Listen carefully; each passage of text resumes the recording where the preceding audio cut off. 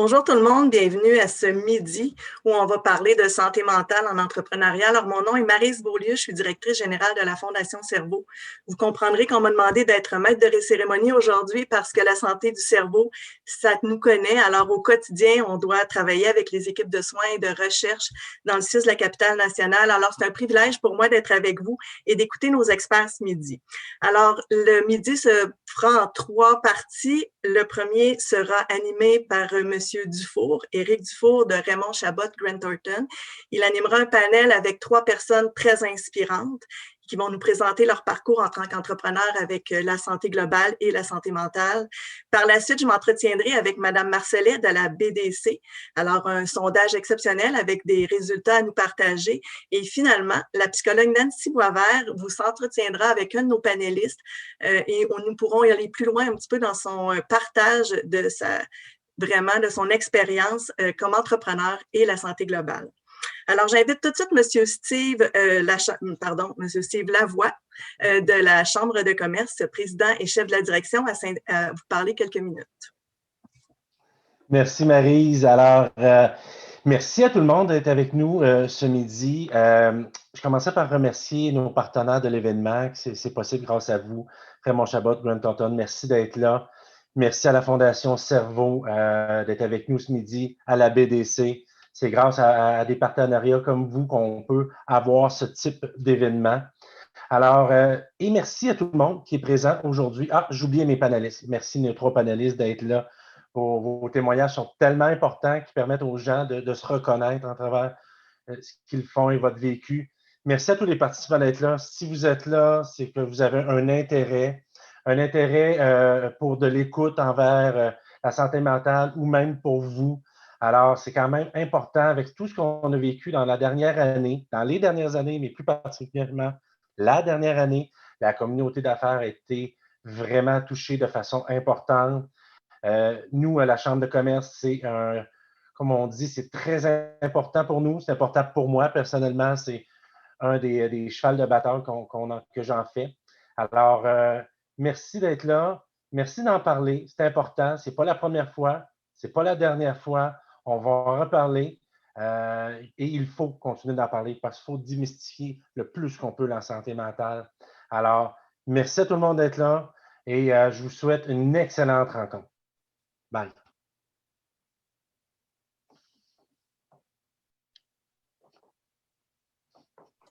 On savait que ça allait arriver. Alors, je reprends. Merci, Steve. Je prends la balle au bon. En fait, notre thématique à nous, à la Fondation, c'est changer les perceptions. Alors, effectivement, c'est très important d'en parler et surtout d'écouter ce que les autres ont à dire alentour de nous pour mieux intervenir. Alors, tout au long de la rencontre, vous aurez l'opportunité de nous écrire via le chat vos questions. Nos panélistes et puis nos animateurs pourront y répondre à la fin. Donc, n'hésitez pas, inscrivez vraiment l'ensemble de vos questions et puis ça nous fera un plaisir d'y répondre, tel que je vous le disais à la fin. Alors, pour aller vraiment à notre première étape de ce midi, j'aimerais vous introduire M. Éric Dufour. Alors, M. Dufour cumule plus de 30 années d'expérience chez Raymond Chabot Grant Thornton. Il est le leader national pour la relève et la continuité d'entreprise au sein de l'organisation. Son expertise touche autant le secteur du conseil stratégique que celui de la certification. Il a mis au point une approche novatrice qui accorde une grande importance aux aspects humains des stratégies d'affaires et qui assure un service personnalisé répondant aux grandes tendances en matière de relève. Il conseille également en stratégie performance, en diagnostic d'entreprise, en coaching de direction, en prise de leadership et en gouvernance. Alors, je vous présente M. Éric Dufour, vice-président régional associé chez Raymond Chabot Grant Thornton. Je vous laisse le micro avec vos panélistes. Merci, Madame Maryse.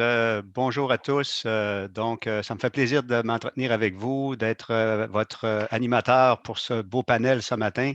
Donc, je salue tous les entrepreneurs, membres de la Belle Chambre de commerce de Québec.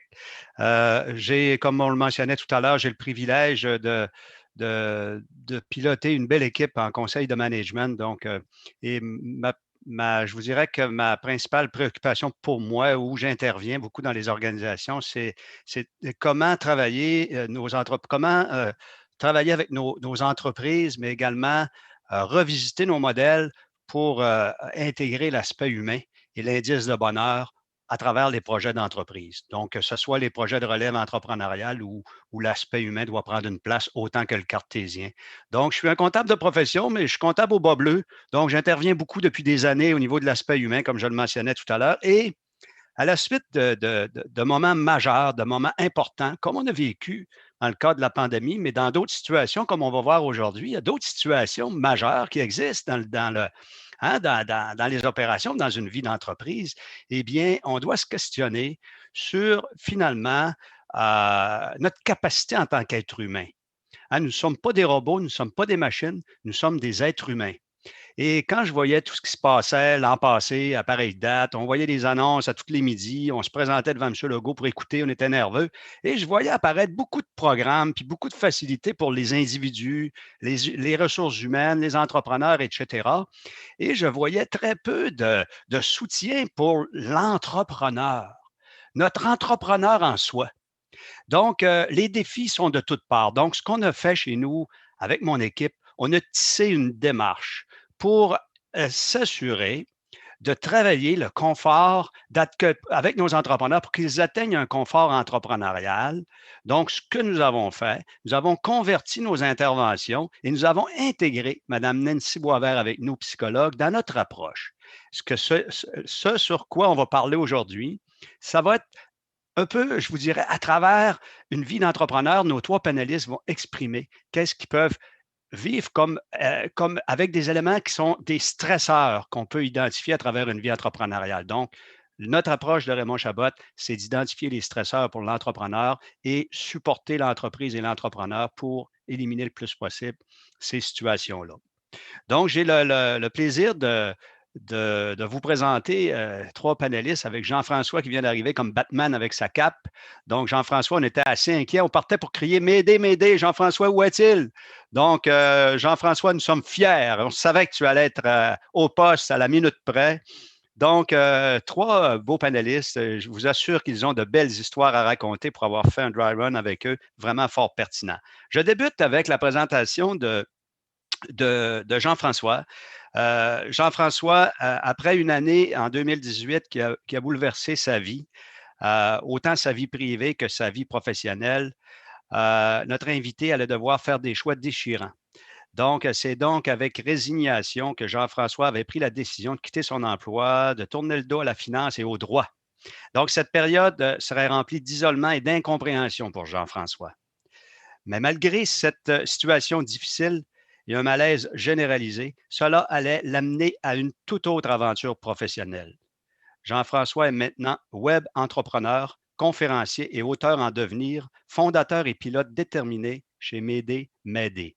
Donc, bienvenue et merci Jean-François de te prêter à l'exercice. On a également une fille d'exception qui s'appelle Julie Tremblay-Potvin. Bonjour Julie. Donc, Julie, en 2019, a vécu un épisode d'épuisement psychologique et émotionnel. La pression de la performance, du contexte où on veut toujours aller plus haut, plus loin, plus vite, aura finalement eu le meilleur d'elle. C'est avec détermination que Julie traversa cette période, cette épreuve difficile, mais même si l'épisode est derrière elle, encore aujourd'hui, elle dira que l'équilibre demande de la vigilance constante. C'est donc à la suite de cette traversée du désert qu'elle prend la décision de se lancer en affaires avec une associée. Elle est maintenant cofondatrice, stratège en développement des personnes et des organisations chez De Saison, Art de vivre et travailler. Bienvenue Julie et merci de te prêter à l'exercice. Notre troisième participant et non le moindre, Monsieur Tommy. Donc Tommy Roberge. En 2014, Tommy débute une période que l'on peut qualifier de cauchemardesque. Pour Tommy, après un déménagement à l'autre bout du pays afin de développer son entreprise, c'est tout l'opposé qui se produit. L'aventure part en vrille. Un retour précipité à Québec, sans la famille, bisbille avec l'associé, qui se terminera en séparation définitive, un chiffre d'affaires qui s'écroule. Envers et contre tous, il préservera sa famille et sauvera son entreprise, escalera, entrepreneur général. Tommy, merci de te prêter à l'exercice. Hey, donc là, on va faire ça en famille, si vous voulez bien, Jean-François. On va faire comme si nous sommes tous les trois dans un salon, là, avec un petit scotch ou un petit café, une petite liqueur. Donc, c'est important pour nos invités. Puis, oublions là, qu'il y a des gens autour de nous. On va faire ça en famille. C'est important ce midi, ce que je veux faire avec vous, c'est que vous apportiez avec votre témoignage une lumière pour démystifier toute l'histoire de la santé mentale, mais la santé globale de l'entreprise. Comment on jauge avec tout ça? Donc, c'est un privilège pour moi de vous accompagner. Et vous savez, on va tricoter à travers des questions que nous avons préparées, mais on va faire ça à la bonne franquette. On va s'assurer que vous ayez bien le temps. Je vais être obligé d'être un peu le gestionnaire du temps, vous le savez, pour s'assurer que nous puissions faire le tour de notre matériel à passer.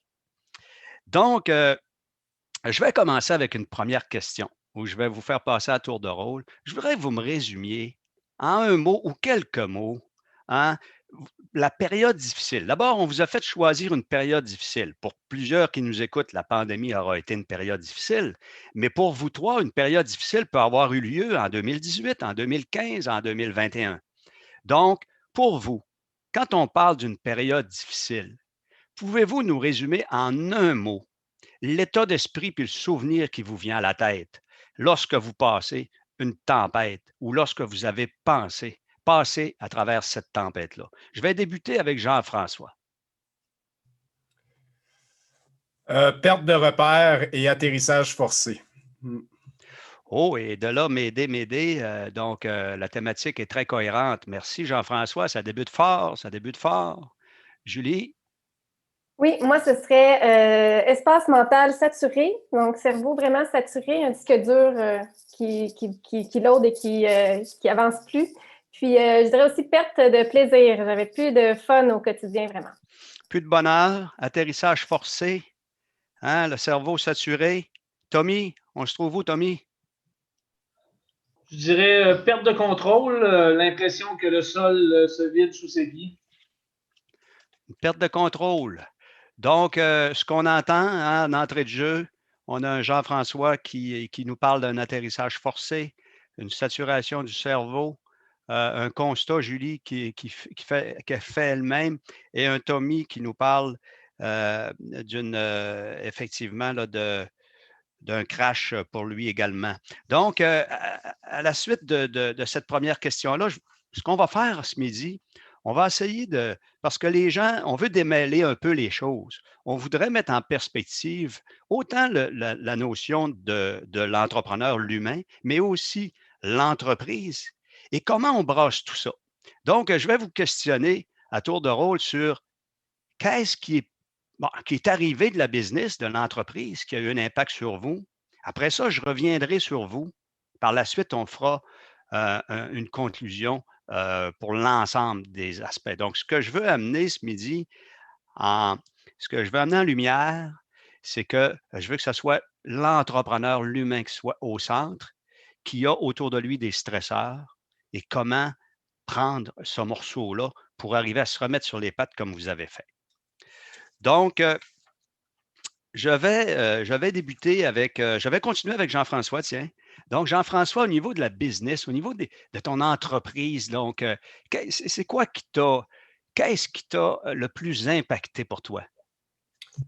Je veux juste m'assurer de bien répondre. Est-ce que c'est mon atterrissage forcé de 2018 que vous voulez? Oui, c'est en plein ça, Jean-François. Je veux que tu te ramènes en 2018 quand tu as fait ton atterrissage forcé. Ben, parfait. Donc, au niveau professionnel, je dirais que c'était là que j'étais pas mal le plus en contrôle.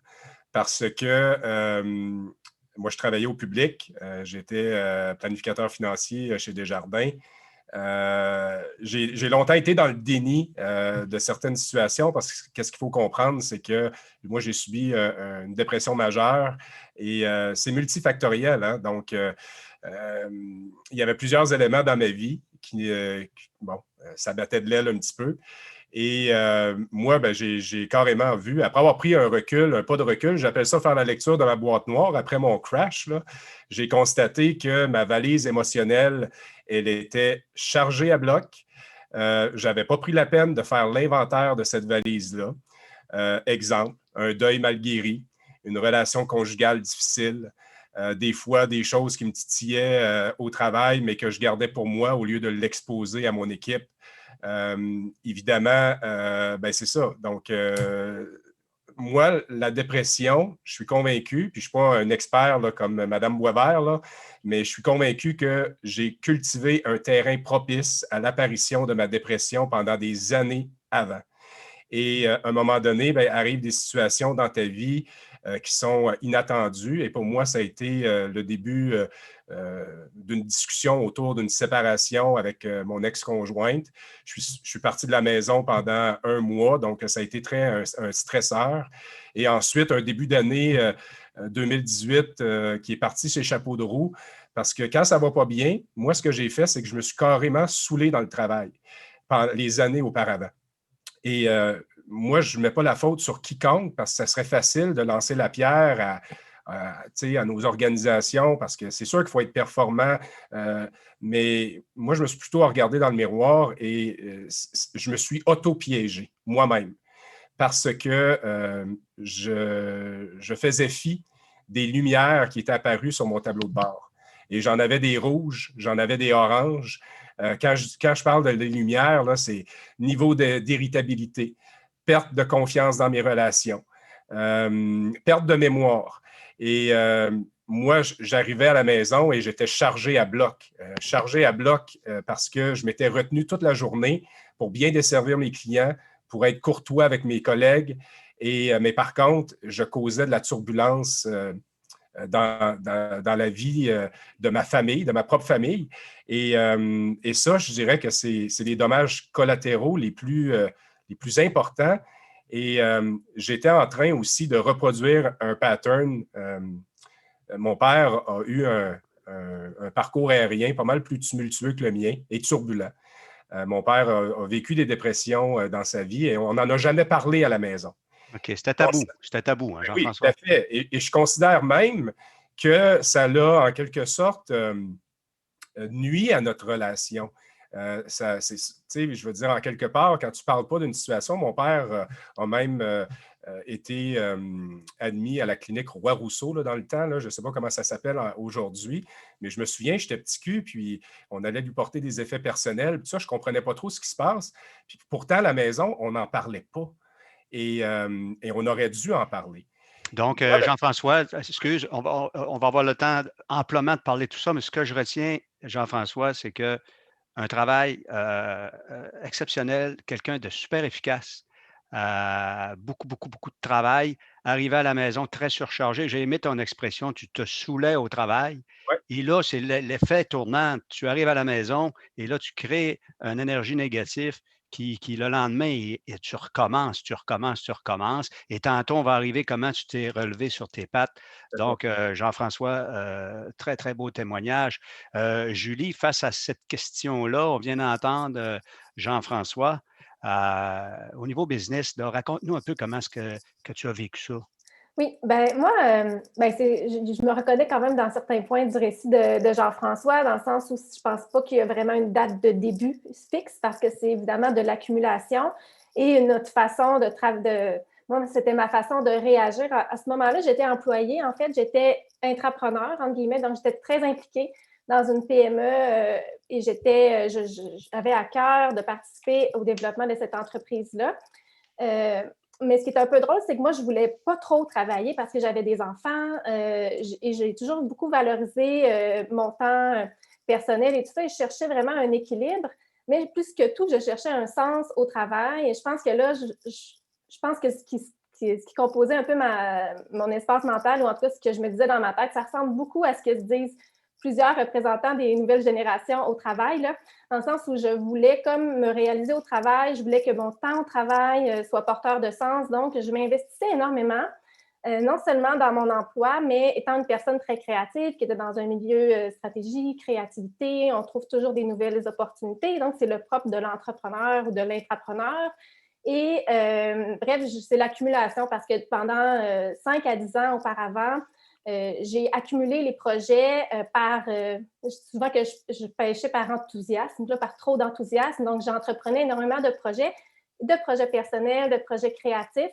Donc, je me définissais comme une slasheuse, là, si on veut. J'étais employée le jour, j'avais une communauté web le soir.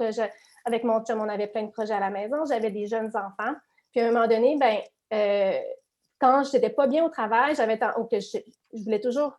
tendance à rajouter des projets. Donc, j'avais rajouté à mon poste de base de nouvelles responsabilités en développement organisationnel. J'étais dans une PME qui était en croissance rapide, qui était en fusion. Donc, il y avait énormément de changements. J'étais en retour de congé maternité et j'ai embarqué là, les deux. Let's go, on fait ça, on va réussir à bâtir une entreprise inspirante. J'étais pleine de bonnes intentions.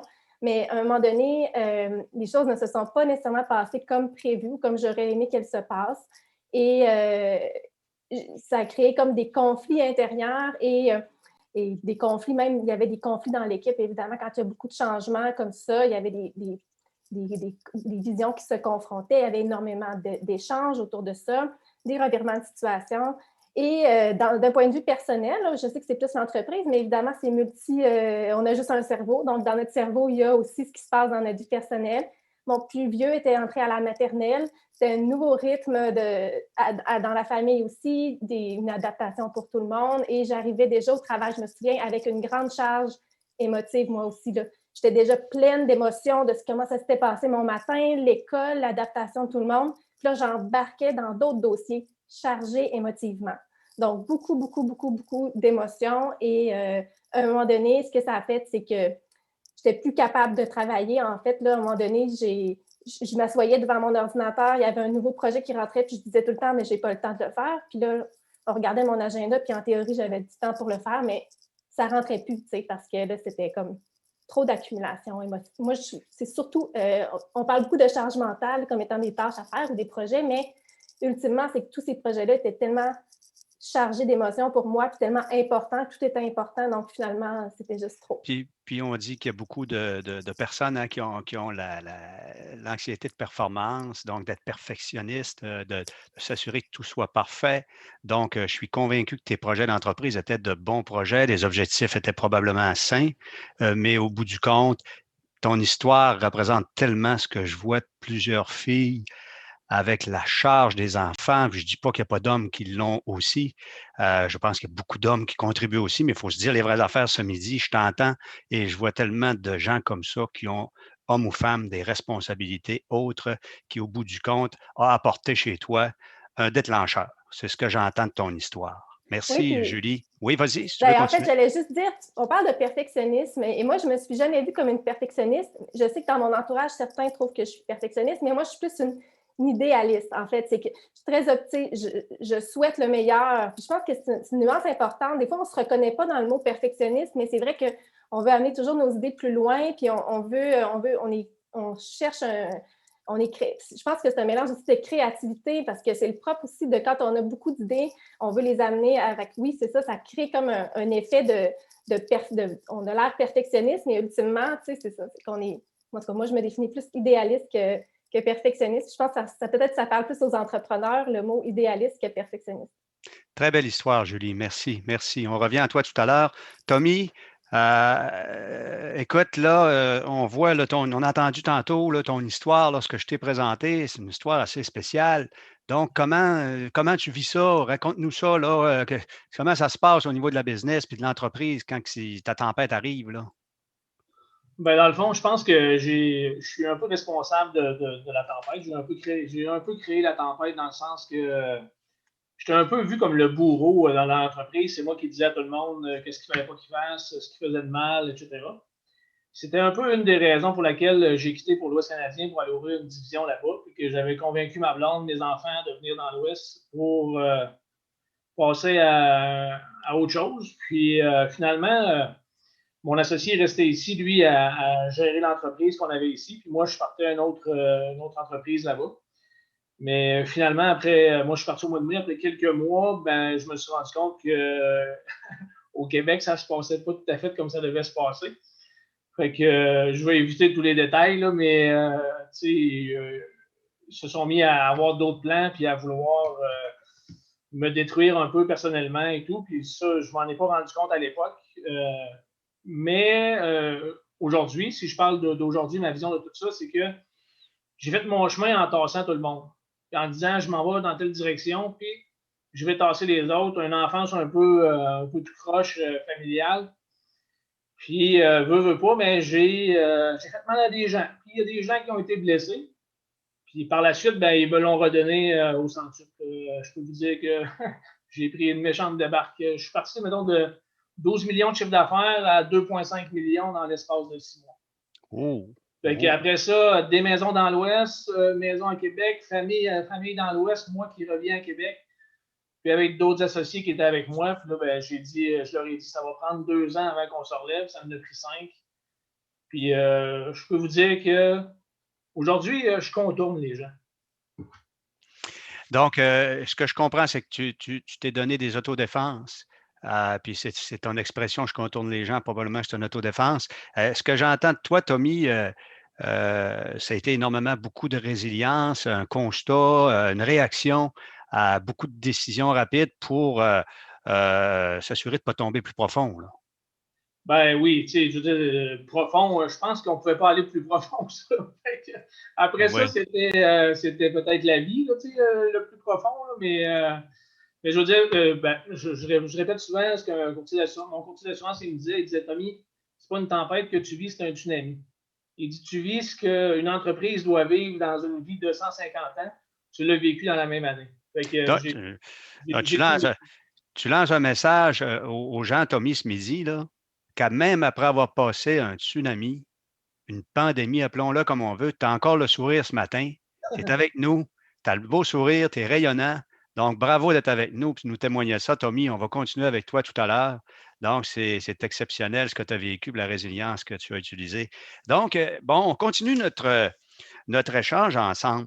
Quand on parle de santé, écoutez, chez nous, là, chez Raymond Jabot, on a utilisé le mot santé globale. C'était moi, puis Nancy me disait toujours, on avait des discussions là-dessus. Nancy, si j'utilise santé mentale, les entrepreneurs vont se sauver à la course parce que ce sont des superman.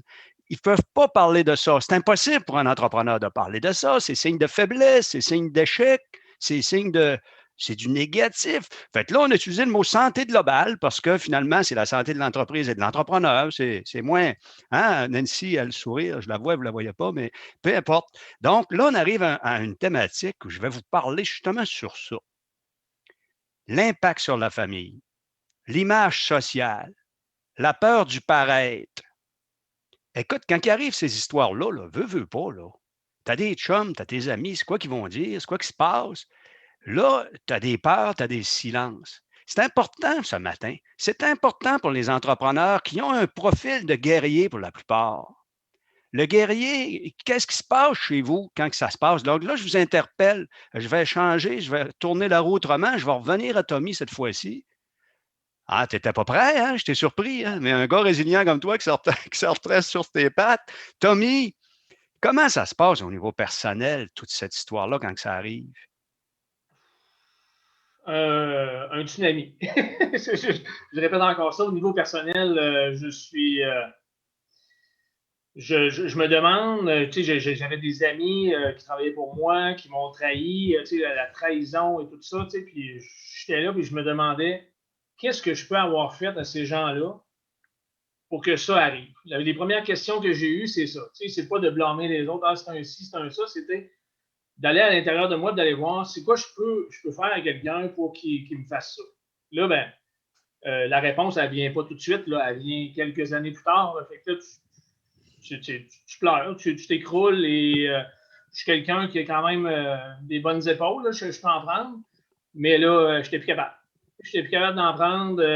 J'ai pleuré pendant 2 ans. Mes amis, ils trouvaient ça drôle, tu sais, je veux dire, parce qu'ils disaient la vulnérabilité, tu nous l'as fait vivre en masse. On le sait, c'est quoi? Fait que c'est correct, tu peux arrêter. Tu sais, c'est un peu les insights qu'on avait.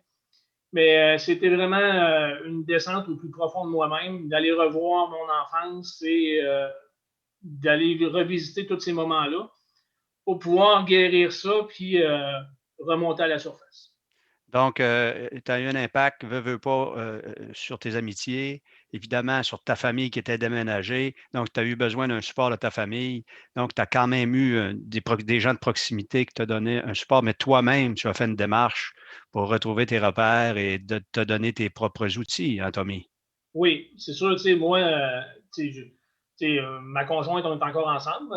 J'ai 2 filles.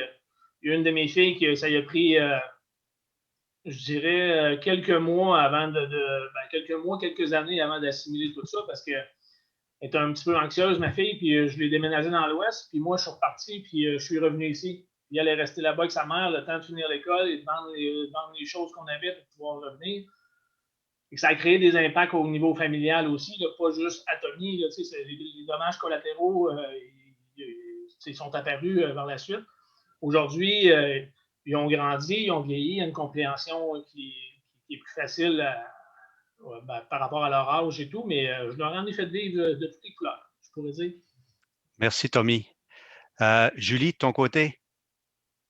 Ben, moi, c'est drôle. De mon côté, j'ai eu énormément de support quand c'est arrivé. En fait, le premier support que j'ai reçu, c'est d'une personne avec qui je travaillais qui m'a dit Julie, prends donc quelques jours pour te reposer parce que clairement, on voyait que ça n'allait pas. Puis, donc, elle a été très bienveillante de me dire ça. Puis, finalement, je suis allée voir mon médecin, puis j'ai été en arrêt de travail pendant 6 semaines, ce qui n'est pas énorme, là, qui n'est pas typique non plus. Je pense que des fois, ça peut être plus long. Mais moi, de mon côté, ce qui est drôle, c'est que, bon, dans ma famille, mon chum était super, j'ai été supportée, mais ce que je me suis rendu compte, en fait, c'est peut-être un peu l'inverse, c'est que je suis une fille d'équipe et moi, j'ai mis énormément d'énergie à essayer de rassembler des gens autour des projets qui me tenaient à cœur et j'ai passé beaucoup de temps à essayer de pas convaincre les gens, mais tu sais, comme amener les gens, il me semblait pour moi, c'était tellement une évidence, je voulais amener les gens plus loin. Et là, moi, ce que j'ai réalisé le plus dans cet arrêt de travail-là, c'est que je ne devais pas attendre que les autres embarquent avec moi nécessairement pour avancer vers ce qui était important pour moi. Puis, dans le fond, il y a beaucoup de monde qui ont voulu venir m'aider, puis tout le monde était là, me supportait, mais moi, le volet vulnérabilité, c'est qu'il a fallu que j'accepte dans un certain sens que ça allait être moi avec moi. Moi avec moi qu'on va avancer vers ce qui est important pour moi, puis qu'est-ce qui sont mes valeurs ou quels sont mes besoins.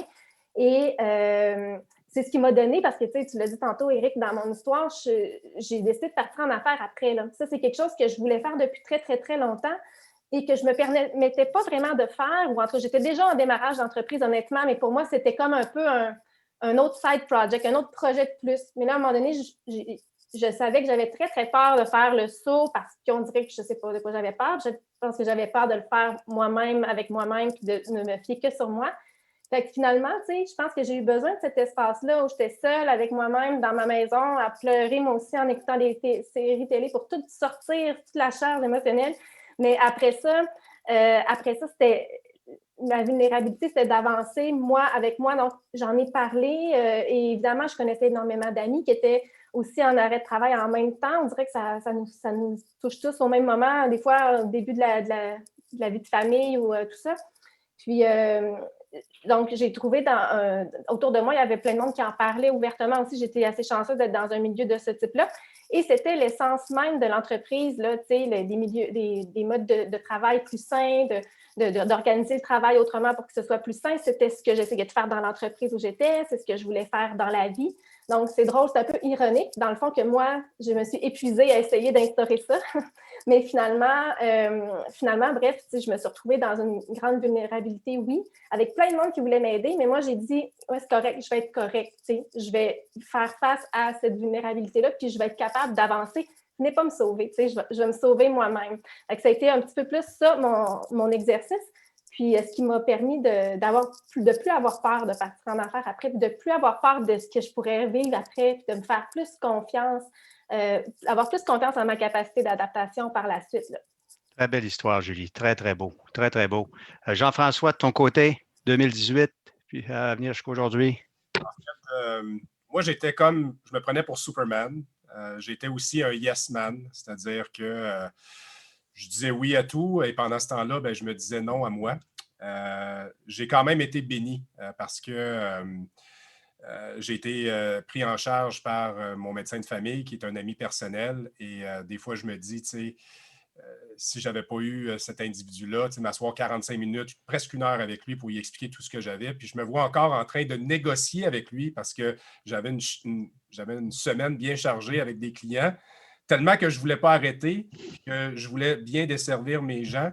Je disais à mon médecin, non, je ne peux pas arrêter. Et il m'a en quelque sorte dirigé dans ce sens-là. J'ai aussi été pris en charge d'une façon exceptionnelle par mon programme d'aide aux employés. Dans mon organisation. Ce que je regrette, c'est de ne pas l'avoir utilisé avant et c'est de ne pas lever la main avant. Je me suis senti, moi, les premiers mois, comme une larve. On va se dire les vraies choses. Là. Je m'excuse. Je suis beauceron, donc des fois, j'utilise des gros mots comme ça. Mais ce que je veux dire, c'est que, on parle de santé mentale, des fois qu'il ne faut pas prononcer ce mot-là. Moi, je pense que je suis d'avis qu'il faut appeler un chat un chat. Il faut arrêter de vouloir se faufiler. Notre cerveau, c'est un organe.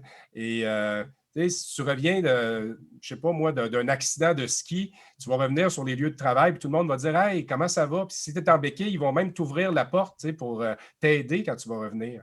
Mais quand tu reviens d'un épisode de détresse psychologique, les gens ils ont un inconfort face à ça. J'aurais aimé ça que les gens me disent « Hey, comment ça va? S'il y a quelque chose que je peux faire, je suis là, oublie pas. » Mais non, mais il y a cet inconfort-là qui est généralisé parce qu'il n'y a pas personne qui veut souffrir de santé mentale. Souvent, quand on en entend parler, c'est aux nouvelles, c'est des tristes événements souvent où c'est des gens qui perturbent la vie des autres. On ne veut pas être associé à ça. Donc, tu confirmes, Jean-François, avoir eu des signes très clairs de malaise face à ton état de situation de ton entourage. Oui, oui, en fait, l'entourage encore là, tu sais, quand tu pètes une coche de 10 minutes parce qu'il y a une assiette qui est mal placée dans un lave-vaisselle, ce n'est pas normal des réagissements comme ça. Mais ça crée un inconfort. Alors, c'est sûr qu'il y a une auto-observation à faire qui est difficile, je dirais, quand on est dans la tourmente, mais il faut prendre de la hauteur face à sa situation. Et c'est pour ça, moi, j'invite les gens de ma communauté à faire la lecture de leur boîte noire régulièrement et être en mesure d'identifier leur comportement. Mais ça, jamais qu'on mesure ça. J'aime beaucoup ton analogie avec cette boîte noire-là. Par contre, c'est sûr que la boîte noire, on est habitué de la voir aux nouvelles quand l'avion a fait un crash puis ils vont en chercher dans le fond de l'eau. Donc, c'est pour ça que ta comparaison est bonne. Avant d'arriver dans le crash puis être obligé d'aller chercher la boîte noire, là, elle existe, la boîte noire, mais allez voir ce qu'il y a dedans. C'est un beau message que tu lances. Puis, j'oserais rajouter, M. Dufour, si vous me permettez, moi, quand mon assureur me répétait quand j'étais en arrêt de travail, « Jean-François, il faut que tu fasses des choses que tu aimes. » Et moi, je suis un passionné de golf depuis que j'ai l'âge de 12 ans. Autrement dit, ce que l'assureur me disait, c'est « va jouer au golf ». Mais moi, là, j'aurais pu croiser mes clients, mes patrons, des partenaires. Alors, j'ai passé l'été à me cacher parce que j'avais peur du jugement des autres. Et au même titre que, je ne sais pas, moi, si quelqu'un aime aller au restaurant, qu'est-ce que vous pensez que les gens peuvent dire s'ils voient quelqu'un qui est en arrêt de travail, puis qui est en train de prendre un bon verre de vin? C'est tellement important ce que tu amènes. C'est comme celui qui est sa SST, puis il est en train de reconstruire son garage au complet, puis il monte des paquets de bardeaux sur son épaule. Tu te sentais un peu comme ça, là? Ah, tout à fait. Puis un sentiment de culpabilité aussi à l'égard de mes collègues de travail, parce que ce qui est sournois, puis en fait, ce qui est un cercle vicieux, moi, quand je pars, là, mes dossiers ils tombent sur le bureau de mes collègues qui sont déjà peut-être surchargés, stressés, et ils vivent peut-être aussi des moments difficiles. Donc, Jean-François, tu mets en lumière, est-ce que nos organisations sont assez dans la prévisibilité? Parce qu'on est dans la prévisibilité pour planifier de la relève, revoir les structures, nos rôles, mais est-ce qu'on a de la prévisibilité face à une fatigue accumulée de nos gens? Parce qu'on l'entend qu'il y a des grands risques présentement. Donc, ce que tu dis, c'est que moi, je sais très bien que ce qui est arrivé, c'est que la pile allait chez mes voisins. Mais là, est-ce qu'on ne devrait pas être en prévisibilité au cas où? Donc, on est dans la croissance, on est dans la performance, on est dans le recrutement de talent, on gère ces situations-là. Et je me demande si on se garde l'espace de manœuvre pour supporter des situations comme on entend ce midi. Mais j'y crois, moi, à la prévention. J'y crois. On travaille beaucoup en réaction ces années-ci. Cette pandémie-là, en quelque sorte, est venue accélérer, en quelque sorte, un problème qui était déjà présent. Parce que quand j'ai quitté mon emploi, moi, en février 2020, pour lancer mon entreprise de prévention et de sensibilisation en matière d'atterrissage forcé, moi, je me voyais donner des conférences dans les entreprises. Mais il faut travailler en prévention. Il ne faut pas avoir peur d'investir en prévention. Il faut qu'il y ait des acteurs qui prêtent leur voix pour montrer la voie. Et moi, ben, c'est le sacrifice, en quelque sorte, que j'ai voulu faire. Je me suis dit, je vais aller en parler. Je suis altruiste dans l'âme, mais ce que je ne savais pas, c'est qu'il allait y avoir une pandémie un mois après que j'ai ce beau projet d'affaires-là. Donc, même dans la pandémie, il a fallu que je regarde mon tableau de bord comme il faut. J'ai même des gens qui ont pris la peine de vérifier si j'allais bien. Et c'est sûr que ça a été stressant, ça, cette période-là, mais puis quand tu passes déjà par là, tu es plus fragilisé aussi. Donc, mais quand tu marches un terrain, si tu t'es déjà perdu dans le bois, ben, quand tu reprends la même trail, elle est balisée cette fois-ci. Fait que tu es en mesure d'être un petit peu plus vigilant. Et non seulement ça, tu peux jouer un rôle aussi dans ton entourage. Parce que moi, quand je suis revenu au travail, je voyais, exemple, un collègue de travail qui avait l'air surchargé, qui faisait des erreurs dans des dossiers, puis ce n'était pas son habitude. J'ai adressé la question à mon gestionnaire. J'ai dit, garde, je m'inquiète pour cette personne-là. Tu pourrais-tu lui en parler? Et j'aurais jamais fait ça auparavant. Merci, Jean-François. Là, on reprend notre histoire, 3 situations où je pense que les participants ont bien compris que vous avez vécu la turbulence. Et là, vous êtes reviré sur vos pattes et vous avez redémarré vos projets. Hein, on est ailleurs, avec quand même ce souvenir-là et cette prévention-là intérieure sûrement que vous avez, votre protection. Hein, en tant qu'être humain, vous êtes beaucoup plus fort qu'avant psychologiquement parce que vous avez vécu des épreuves. Maintenant, écoute, Julie, là, es-tu encore une superwoman? Es-tu encore une indestructible?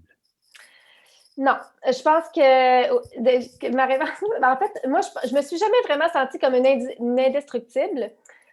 Et j'ai toujours été très dans la vulnérabilité, tout ça. Par contre, tu sais, dans le sens où c'est important, la vulnérabilité, mais de m'être mise, quand je disais que je m'étais comme un peu, j'avais accepté de me mettre un peu en danger, donc d'aller dans la zone qui me faisait un peu plus peur, donc de me rendre encore plus vulnérable que le niveau de vulnérabilité avec lequel j'étais à l'aise, ça m'a donné le sentiment d'être moins destructible en même temps. Tu sais, c'est drôle, hein, parce que oui, c'est vrai qu'on veut être comme, on va en faire beaucoup. Je sais que je peux pas faire tout ce que, je peux pas tout faire en même temps. Je peux peut-être tout faire, mais pas tout en même temps. Maintenant, je suis très vigilante là-dessus, là. C'est pas facile comme entrepreneur non plus, justement. Mais donc, je connais ma vulnérabilité. Je sais que je pourrais pas tout prendre sur mes épaules, puis même, je dirais que je vois plus les signes. Donc, peut-être que je suis capable d'en faire même un peu moins qu'avant, hein, dans le sens où Donc, tu sollicites sûrement ton intelligence émotionnelle face à tes clients, tes ressources, tes délais de livraison, hein, ton carnet de commandes, ton carnet de vie. Hein? L'intelligence émotionnelle doit certainement être beaucoup sollicitée pour toi. Jean-François, de ton côté, Superman? En fait, veux pas, la pandémie pour moi, tu sais, ça a été comme un moment où je suis comme en état de survie. Je me crois encore indestructible à l'occasion parce que veux pas, j'ai été bâti comme ça et c'est difficile de se débarrasser de ces patterns-là. Il faut que je me surveille, il faut que je me parle dans le miroir. Et il faut savoir aussi s'arrêter parce que sinon, je le sais, c'est quoi de brûler du kérosène comme ça se peut pas des années et des années quand tu marches sur l'adrénaline. Alors, ça m'a amené à être plus bienveillant à mon égard, mais en même temps, ce n'est pas facile parce que le contexte actuel fait en sorte que moi, je ne veux pas que mon projet tombe à l'eau, loin de là. Je veux continuer à aider des gens. Donc, il faut que je mette mon masque à oxygène en premier.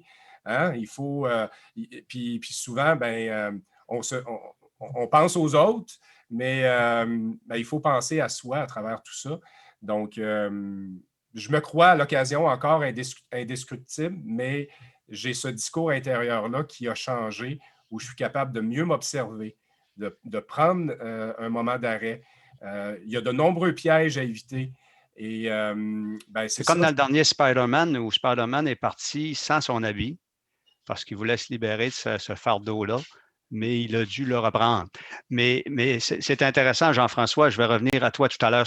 Excusez-moi si je vous coupe la parole un peu, c'est parce que je dois arriver dans l'agenda. Tommy, le Superman, Spider-Man, Daredevil, Superman, qui es-tu dans Marvel? Moi, écoutez, j'ai fait l'école d'entrepreneurship de Beauce, puis un des coachs à l'école, il avait dit travailler sur l'entreprise et non dans l'entreprise. C'est Pierre Marcouillet qui m'avait dit ça, puis c'est resté dans ma tête, puis je me suis dit, bon, je ne suis pas le meilleur au monde, je ne peux pas tout faire toute seule, fait que j'ai décidé de travailler sur l'entreprise et non dans l'entreprise, fait que je suis rendu excessivement bon pour déléguer toutes les choses à tout le monde, puis à être capable de faire attention à ma personne, puis ce matin, à 5h30, j'étais dehors, je suis allé marcher, puis d'un bout, je n'étais pas allé.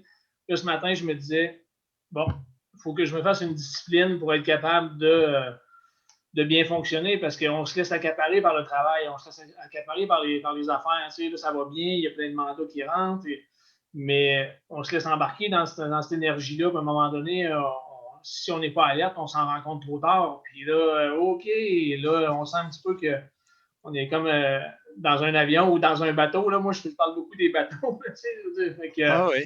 Donc, on s'entend, Tommy, puis vous tous, là, puis les participants, qu'il y a des milliers et des milliers d'entrepreneurs au Québec actuellement qui vivent cette situation-là avec beaucoup d'opportunités suite au nouveau modèle économique qu'on est en train sur lequel on est en train de se convertir.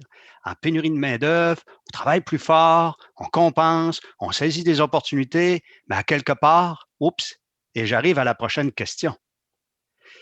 Quand on a démarré, nous, notre offensive chez Raymond Chabot pour supporter nos clients à cet égard, nous avions le souci, comme j'ai mentionné tout à l'heure, de comment amener les gens à la réflexion.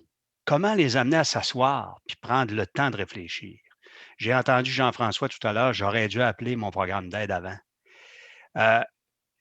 Et lorsque nous avons finalement réfléchi à cette situation-là, on a parti avec des cas pilotes. Nous avions un cas d'un entrepreneur général en construction qui a perdu son fils sur un accident de chantier qui était sa principale relève l'an passé. Et on a une grande proximité avec ce client-là. Et lors d'une dernière visite, c'était le Superman. Il était sur un hike, ça allait bien, puis les bras dans les airs, mais on a eu le cadeau de son adjointe qui nous a offert un cadeau pour nous parler en confidence, que ça n'allait pas bien, que le deuil n'était pas terminé, qu'il y avait des difficultés internes au niveau de ses communications, ses réactions, etc. Mon prochain chapitre, le dernier chapitre, c'est comment on peut identifier des signaux d'alarme? Vous êtes du monde qui a une intelligence émotionnelle assez forte. Vous avez eu beaucoup de force intérieure pour développer vos propres signaux. Mais on doit se parler aujourd'hui, puis continuer à se parler. Où vont être nos signaux d'alarme pour asseoir les gens pour réfléchir? Nancy le sait. J'ai dit, Nancy, les entrepreneurs vont avoir peur que tu les assoies sur un divan, puis tu le fasses. Disons-nous les vraies affaires. Mais Nancy va me dire, et là, on a tellement usé de tactiques pour pouvoir supporter les entreprises, mais les amener à réfléchir sur leurs stresseurs. Donc, les signaux. On parle d'un programme d'aide. Moi, tu me disais ça tantôt, je suis en train de me demander, mais je suis un entrepreneur avec des employés et des associés. Je devrais-tu demander à mes associés de passer, avoir une demi-heure obligatoire avec quelqu'un pour jaser, peu importe s'ils ont des problèmes ou non. Il faut réfléchir en tant que société. Tommy, Jean-François et Julie, les signaux d'alarme, hein? Il n'y en a pas eu tant que ça de votre côté. Là. J'entends des histoires où des amis fuyaient ou presque, vous vous cachez pour aller au golf. Écoute, là, on part de loin. Là. Y a-tu un ami à quelque part qui peut lever la main et dire « Hey, mon boss va pas bien. Hey, ma collègue va pas bien. » Les programmes d'aide, à quoi est-ce qu'ils servent s'il n'y a pas s'il n'y a pas de signaux d'alarme pour les utiliser? Donc, je vous lance qui veut se lancer là-dessus, Julie, Jean-François ou Tommy. Sur ça, Tommy veut y aller. Oui, Tommy, vas-y donc. Ben, moi, je peux dire que c'est une personne à la fois qu'on doit faire ça. T'sais, moi, en tant qu'employeur, maintenant, je fais attention aux employés. J'ai montré à mes contremaîtres à faire attention aux employés de chantier puis à se soucier des gens. En affaires, on pense beaucoup à l'argent. On pense beaucoup que l'argent, c'est l'argent, c'est l'argent, puis on va faire de l'argent, puis que c'est payant, puis tout ça. Mais si on prend soin des gens, les gens vont prendre soin de nous, puis par le fait même, l'entreprise va être rentable. Mais ça, c'est pas une culture qu'on a. Ça. Mais là, on pense de la bienveillance. C'est pas tout à fait raison. C'est une culture de top-down qu'on a au Québec. Le modèle collectif, la gouvernance collective, le travail collectif, la bienveillance, c'est pas dans la culture. Tu viens de le dire, Tommy. C'est pas moi qui l'ai dit. Puis écoute, je suis tellement d'accord avec toi quand même. Là, fait que je me commets.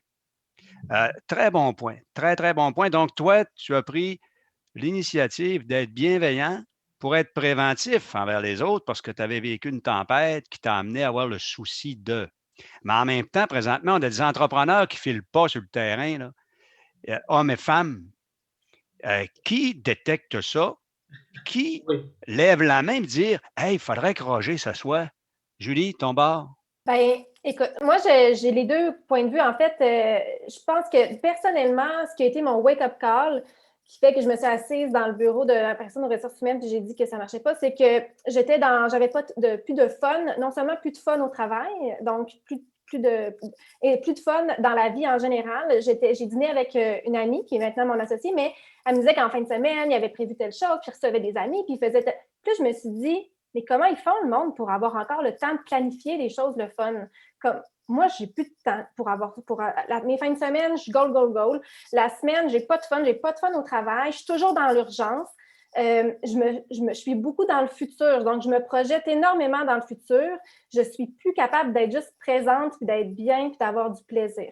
Puis c'était pas juste moi, c'était beaucoup dans l'organisation. Je vous ai dit que l'organisation, j'étais employée, donc je n'avais pas nécessairement la latitude pour mettre en place des éléments en prévention. Mais c'était beaucoup de stress dans l'entreprise et il n'y avait pas beaucoup de monde qui avait du fun au travail pendant cette période-là. Puis il n'y avait pas beaucoup de monde qui était capable d'être juste présent puis de faire, beaucoup se projetaient dans l'avenir. On brassait beaucoup d'idées de comment faire les choses, mais ce n'était pas nécessairement constructif parce que ça n'apportait pas de fun. Je pense que même collectivement puis personnellement, c'est peut-être les mêmes indicateurs. Mais ce que j'entends encore de toi, c'est encore toi-même qui est ton propre autodétecteur, qui te dit « Ouais, mais mes amis ont du fun, comment ça se fait? » C'est encore toi qui par ton intelligence émotionnelle. Mais l'entrepreneur qui est dans le pick-up, là, qui fait 3 ou 4 chantiers dans la journée aujourd'hui, puis ça brasse, là, comment est-ce qu'on va faire comme société pour Autrefois, on avait un environnement comptable. Le comptable était toujours là. Hein, c'était très financier. On ne parlait pas de ça. Le financier, l'avocat, le comptable, hey, ça roulait business. Hein? Le comptable, il m'a appelé mon comptable. M'a acheté un 4 roues, m'a appelé mon comptable. Revif, peux-tu l'acheter? Donc, c'était ça la vie. Aujourd'hui, on a des défis qui sont différents. Et ce midi, vos témoignages nous apportent à se questionner comment on détecte, comment on peut aider un Jean-François en 2018, comment on peut aider un Tommy avant qu'il plante, comment on peut aider une Julie. Donc, c'est la question. C'est au moins de démystifier ce qui se passe.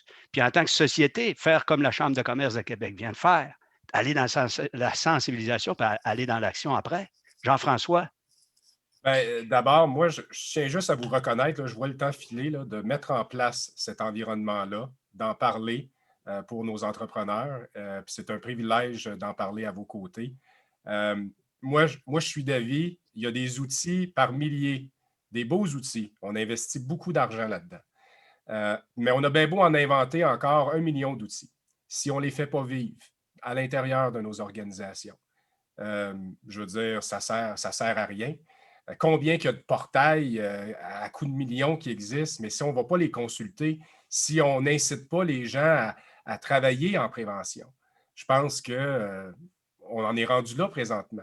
Et c'est ma vision des choses. Et écoutez, je suis entrepreneur, je suis rêveur. J'ai déjà approché, moi, une entreprise pour développer une application Mayday. Okay? On m'a dit, Jean-François, ça ne marchera pas. Tu penses-tu que le monde va s'intéresser à ça? Comment mesurer leur altitude? Mais pourtant, on mesure plein d'affaires dans la vie. Quand on sort courir, combien de kilomètres qu'on a fait, à quelle vitesse qu'on a couru, combien de calories qu'on a brûlées. Ah oui, puis là, notre montre nous dit combien on dort la nuit, là, puis Ben combien oui, de pas non, on fait c'est dans la ça. maison. Là. Alors, ça serait le fun d'avoir un office vibe de la santé psychologique pour être en mesure d'avoir une fois de temps en temps une question qui pop pour essayer de mesurer, es-tu en perte ou en gain d'altitude? Alors, je crois que ça peut être carrément un outil simple, efficace et révélateur pour être en mesure de mesurer l'état de la situation. Et à partir de ce moment-là, quand il y a le check engine qui allume sur ta voiture, là, ben, c'est drôle, on va au garage. Alors, quand il y a le check engine qui allume sur ton application, ben, utilisons les ressources à notre disposition. Il y en a un paquet de ressources. Merci, Jean-François. Mon adjointe m'a fait un petit cadeau. Je ne sais pas si vous le voyez à l'écran la semaine passée. Regardez, c'est un petit bonhomme qui doit être en équilibre. Peu importe si tu le mets sur quelle patte, il est en équilibre. Donc, là, tu vois, il est tout penché, mais il est en équilibre. Donc, je l'ai remercié parce que je travaille aussi fort. Fait qu'elle m'a fait un cadeau, elle me lançait un petit signal, un petit clin d'œil. Donc, écoutez, d'abord, vos histoires sont fantastiques. On a peu de temps. On est sur la fin de notre panel. Et je voulais vous faire un petit témoignage aussi. La Chambre de commerce et d'industrie Saguenay-Lac-Fjord a démarré une cohorte sur la santé globale. Mais le programme, c'est un programme qui a eu du ministre de l'Emploi et Solidarité. Et ce programme-là a été amené dans un court laps de temps pour les travailleurs autonomes et les PME de 5 employés et moins. Et quand on a posé la question au ministre, pourquoi vous ne l'ouvrez pas plus large pour qu'il y ait des cohortes pour supporter plus grand? Bien, la réponse qu'on a eue, c'est que ça a déjà été essayé, puis il n'y a pas eu de demande. Comprenez-vous où ce qu'on est? Et le ministre avait une volonté d'y aller.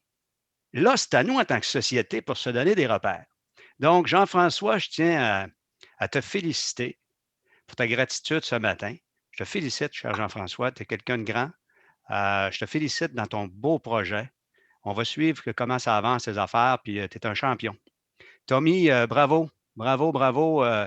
C'est fantastique ce que tu as réussi à faire. C'est un témoignage inspirant. C'est vraiment gentil ce que tu as pu faire ce matin. Tu as été généreux. Puis je te souhaite bonne chance dans tes affaires. Je suis convaincu que ça va bien aller et continue à essayer de viser l'équilibre. Julie, une belle intelligence émotionnelle. Je te félicite.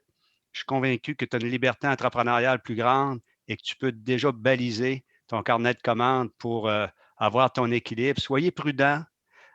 Soyez prudent dans ce que vous faites. C'est important pour la santé, votre santé à vous et vous tous ici présents à l'APL. Essayez de détecter des signes.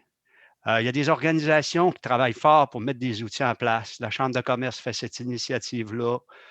Chez nous, on fait des choses. Beaucoup de firmes qui font des choses. On vous invite à vous asseoir et vous mettre en mode collaboratif. S'enlever du poids sur les épaules, identifier les stresseurs et s'enlever du poids. Il existe des gens pour vous supporter là-dedans. Donc, c'est un plaisir pour moi. Encore une fois, merci beaucoup. Et je retourne la parole à Mme Beaulieu. Merci beaucoup, M. Dufour. En fait, j'aimerais revenir un petit peu, surtout, merci à vous, mais merci à vos panélistes, à nos 3 personnes, M. Roberge, Mme Tremblay-Potvin et M. Lacasse. C'est un moment exceptionnel, puis moi, je veux revenir sur 3 mots qui m'ont sauté aux yeux: bienveillance, résilience et prévention. Ces 3 mots vraiment importants, puis peut-être que ceux qui regardaient la conférence aujourd'hui, vous vous êtes dit, mon Dieu, qu'ils ont du courage. Enlevez-vous ça de l'esprit. En fait, si ce n'était pas tabou, la santé mentale, vous ne parleriez pas de courage. S'il y avait une maladie des reins, des intestins, si vous parliez d'un autre organe qui est le cerveau, vous ne parleriez pas de courage. Vous diriez, c'est vrai, hein, dans le fond, là, ça ne diminuera en rien la crédibilité de ce que vous faites comme entrepreneur, d'être capable d'en parler ouvertement comme eux. Ça va probablement même faire du bien aux autres, puis ça va vous apprendre à découvrir exactement, comme Jean-François disait, votre tableau d'affichage à vous, quels sont vos symptômes, vos signes à vous. Alors maintenant, passons, je vous introduis Mme Annie Marcellet, qui est en fait chef de la direction marketing à la BDC. Bonjour Annie. Bonjour. Alors Annie, aujourd'hui, va nous parler d'un sondage que la BDC a réalisé en fait, puisque la santé mentale et le bien-être des entrepreneurs avec qui ils travaillent est important pour eux. Ils ont effectivement vu au fil des derniers mois les problématiques. Ils ont eu envie, eux aussi, de voir qu'est-ce qu'ils pouvaient faire pour les aider. Alors, Annie, pourquoi le sujet de la santé mentale est d'intérêt pour la BDC et pourquoi ce sondage-là?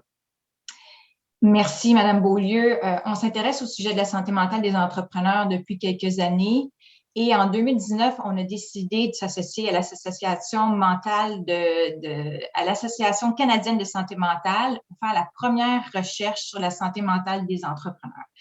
Et dès la première étude, ce qu'on a remarqué, c'est que les entrepreneurs font face à plus de problèmes de santé mentale que la population en général. Et souvent, c'est jusqu'à 3 fois plus de problèmes de santé mentale que la population en général. Et ça, c'était avant la pandémie. Alors, ce qu'on a décidé de faire depuis l'année dernière, c'est des sondages réguliers pour prendre le pouls sur quel est l'impact de la pandémie sur les entrepreneurs. Alors, on en a fait 3, le dernier en mars. Et ce qu'on remarque, pas de surprise, c'est que plus la situation s'améliore, plus la santé mentale et le rebond se reprend pour les entrepreneurs et plus on a des restrictions, plus les commerces sont mis à rude épreuve, mais plus ça affecte la santé mentale des entrepreneurs. Et je trouvais ça intéressant. Il y a un des entrepreneurs qui nous disait, en tant que propriétaire, vous allez vous reconnaître, les panélistes aussi, je dois couvrir toutes les tâches de tous mes employés qui maintenant doivent travailler de la maison, ce qui fait que je me retrouve à travailler 80 heures par semaine, c'est pas soutenable. Alors, il y a ça aussi qu'on observe depuis le début de la pandémie. Donc, quelle est la situation exacte en ce moment? Est-ce que l'indice de bonheur ou l'indice de santé mentale des entrepreneurs est à la hausse, à la baisse? Je ferai peut-être un petit parallèle avec l'indice de santé mentale de Morneau-Shepell qui est sorti à tous les mois, mais dans votre sondage, c'est quoi la situation exacte? Est-ce que tout le monde va bien, tout le monde va mal ou on pense que les autres vont mal? Bien, en fait, on a pris le pouls en mars. Ça, c'était juste avant la 3e vague. Alors, est-ce qu'il y a un petit peu d'artificiel là-dedans? Il faudra voir. Mais donc, en mars, début mars, il y avait beaucoup plus d'optimisme que ce qu'on a vu dans le passé.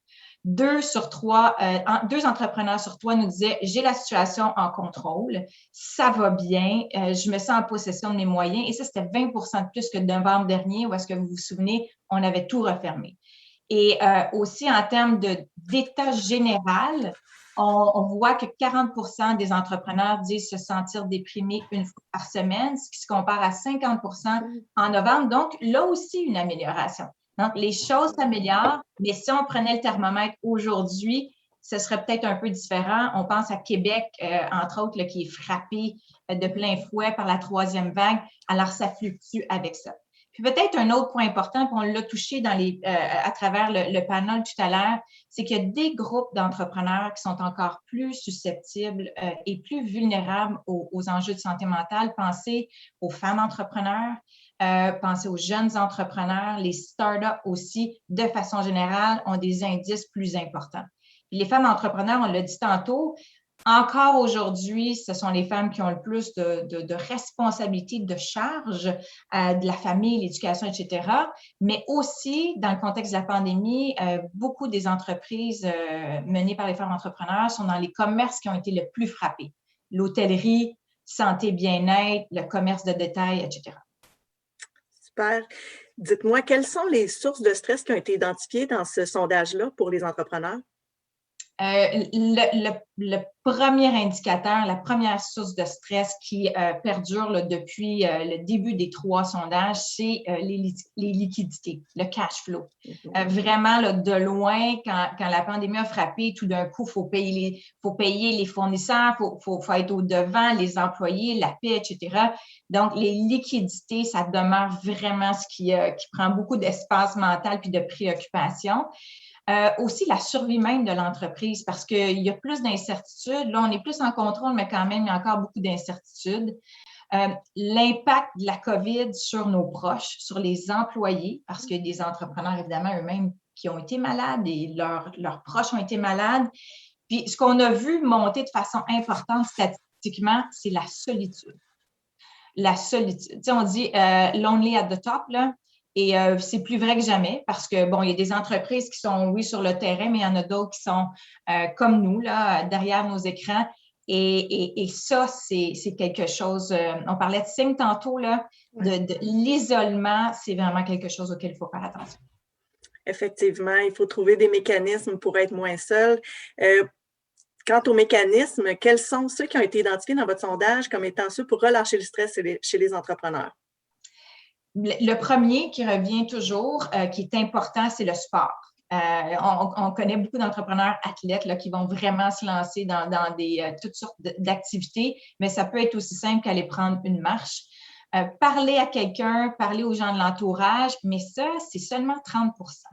Et quand on parle aux experts, là, puis peut-être Mme Boisvert et M. Dufault pour en parler, juste 30 %, c'est pas assez. Les gens n'ont pas assez de tendance, pour l'entendu, que ça fait une différence de pouvoir s'ouvrir aux proches, là, c'est pas assez. Les autres mécanismes, il y a plus en plus de gens qui ont adopté tout ce qu'on appelle pleine conscience, donc la méditation pour prendre un petit peu de recul. Mais celui là, qui est toujours en bas de la liste pour les entrepreneurs, c'est de demander de l'aide professionnelle. C'est 6 %. Puis ça, le sondage après sondage, il y a juste 6 % qui osent demander de l'aide professionnelle, puis ça se compare à 20-22 % de la population en général. Alors, il y a du travail à faire à ce niveau-là.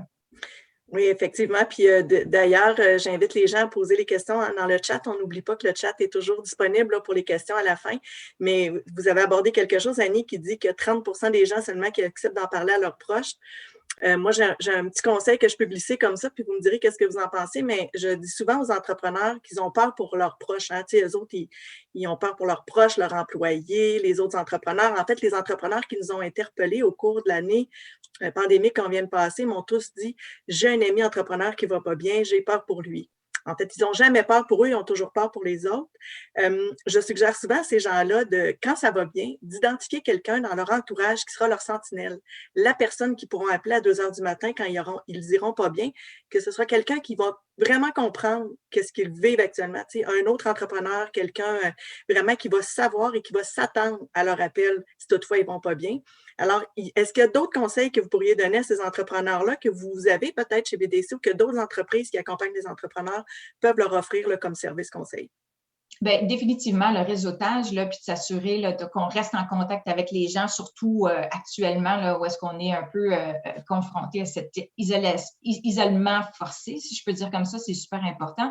Mais on a mis en place, évidemment, nous, à la BDC, on n'est pas des experts en santé mentale, mais on a mis en place un comité consultatif, notamment des gens de l'Institut universitaire en santé mentale Douglas, aussi l'Université de Québec à Trois-Rivières, ils ont une division PME.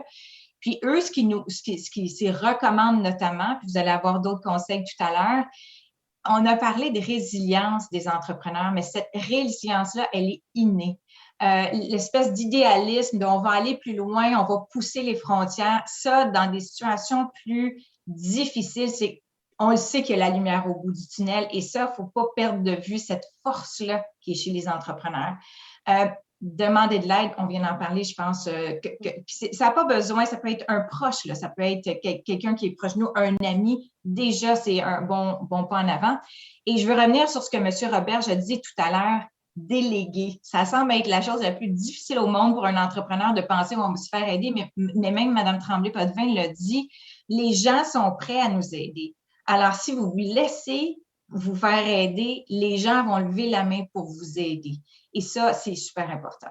Puis l'exercice physique, on ne le dira jamais assez. On parlait de santé globale plutôt juste que santé mentale. Mais le physique et le mental, ça va ensemble. Alors ça, c'est quelque chose à toujours garder en tête. Parce que la tête et le corps, ça va ensemble. Effectivement. Puis en fait, la pratique d'activité physique est souvent un remède naturel aussi hein, à un dysfonctionnement du cerveau. Je vais dire ça comme ça là, dans les mots de chercheurs qu'on a au centre de recherche. Mais en fait, les hormones et puis tout ce qui est créé par l'activité physique est vraiment une thérapie naturelle là, qui peut vraiment aider là, lorsque ça va moins bien. Puis cette assiduité-là aussi fait en sorte souvent là, qu'on va mieux. Alors, est-ce que, en fait, je comprends que votre sondage, les résultats de votre sondage seront dévoilés sous peu. C'est vraiment une première qu'on avait ce midi. À quel endroit les gens vont pouvoir se procurer ce sondage-là? Bien, sur bdc.ca/bien-être, on a là des articles, des ressources, on en a dit, il y en a, c'est pas ça qui manque. On en a nous aussi, puis le sondage va sortir à ce moment-là. Puis nous, on s'engage surtout à en parler. On le dit là autour de la table, là, et chapeau à vous les panélistes qui avez parlé tout à l'heure, à Raymond Chabot pour en parler, à la Chambre de commerce d'en parler, parce que c'est collectivement de sortir de ce tabou-là, de ce stigma-là qui va nous faire avancer comme société. Bien, un grand merci à vous, Madame Annie Marcelet de la BDC, pardon. Et puis maintenant, on va passer à notre troisième moment fort de ce midi. Je vais retourner la parole à Monsieur Dufour, tout en vous répétant, n'hésitez pas à nous poser vos questions dans le chat. À la fin, on va revenir, que ce soit pour Madame Marcelet, Monsieur Dufour ou nos panélistes, ou bien sûr avec Madame Boisvert qui va faire cette troisième partie-là avec Monsieur Dufour. Merci, Maryse. Donc, bravo, Madame Marcelet. Merci pour votre beau travail. Donc, c'est intéressant d'avoir des données comme ça pour se comparer.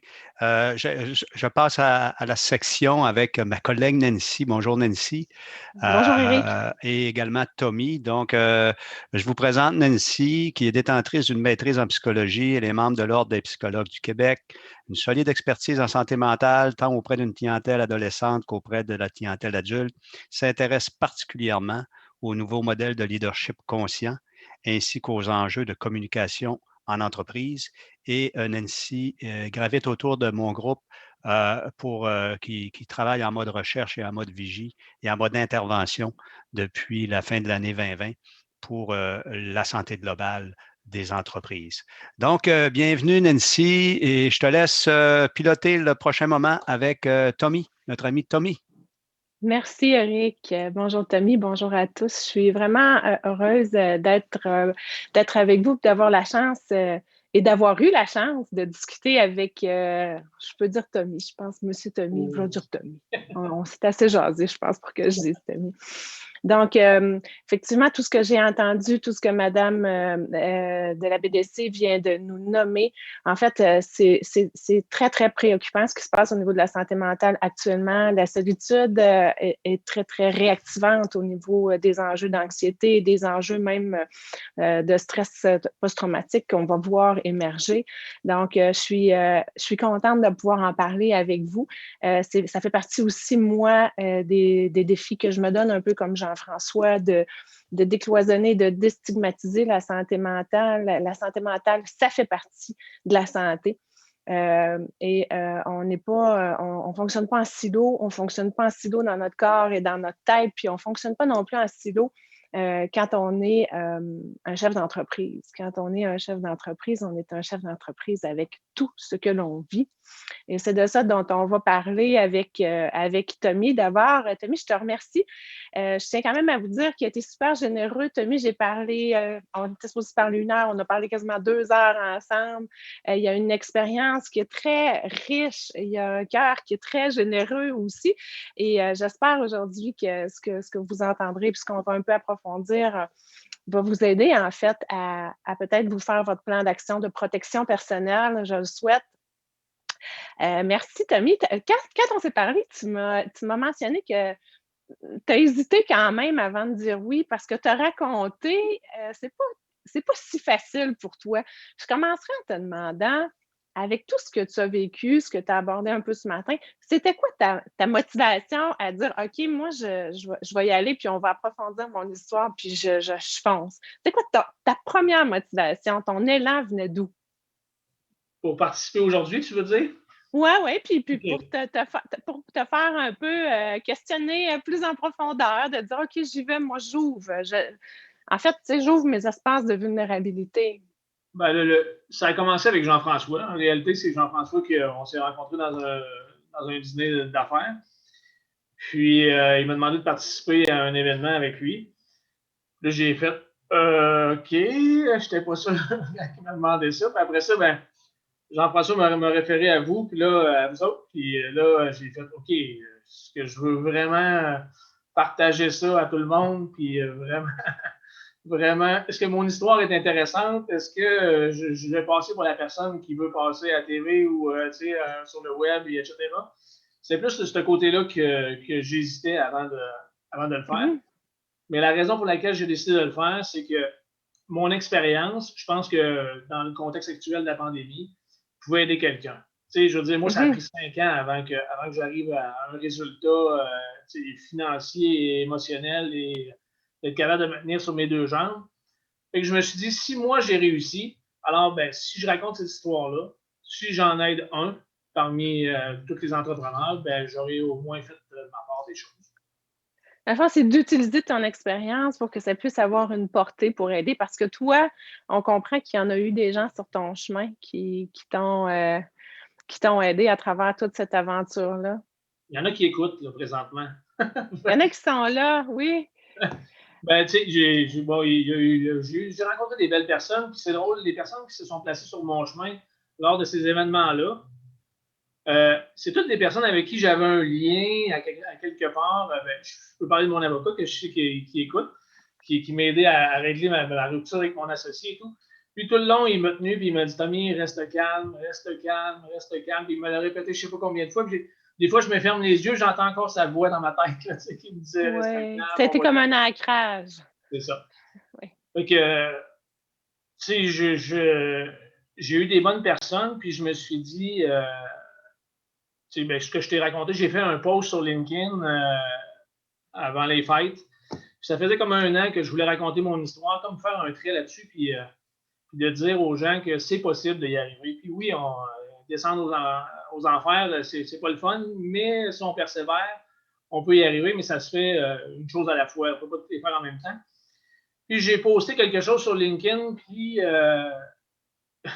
mes filles ont dit « Papa, t'es rendu une vedette du web. » Parce qu'il y a eu comme 9000 partages.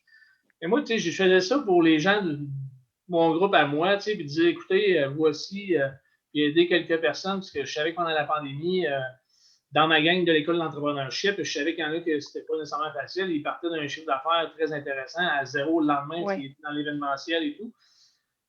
Fait que j'ai posté ça, ça m'a pris comme 3 semaines avant de peser sur le piton pour dire « Go, je l'envoie ». La réaction a été...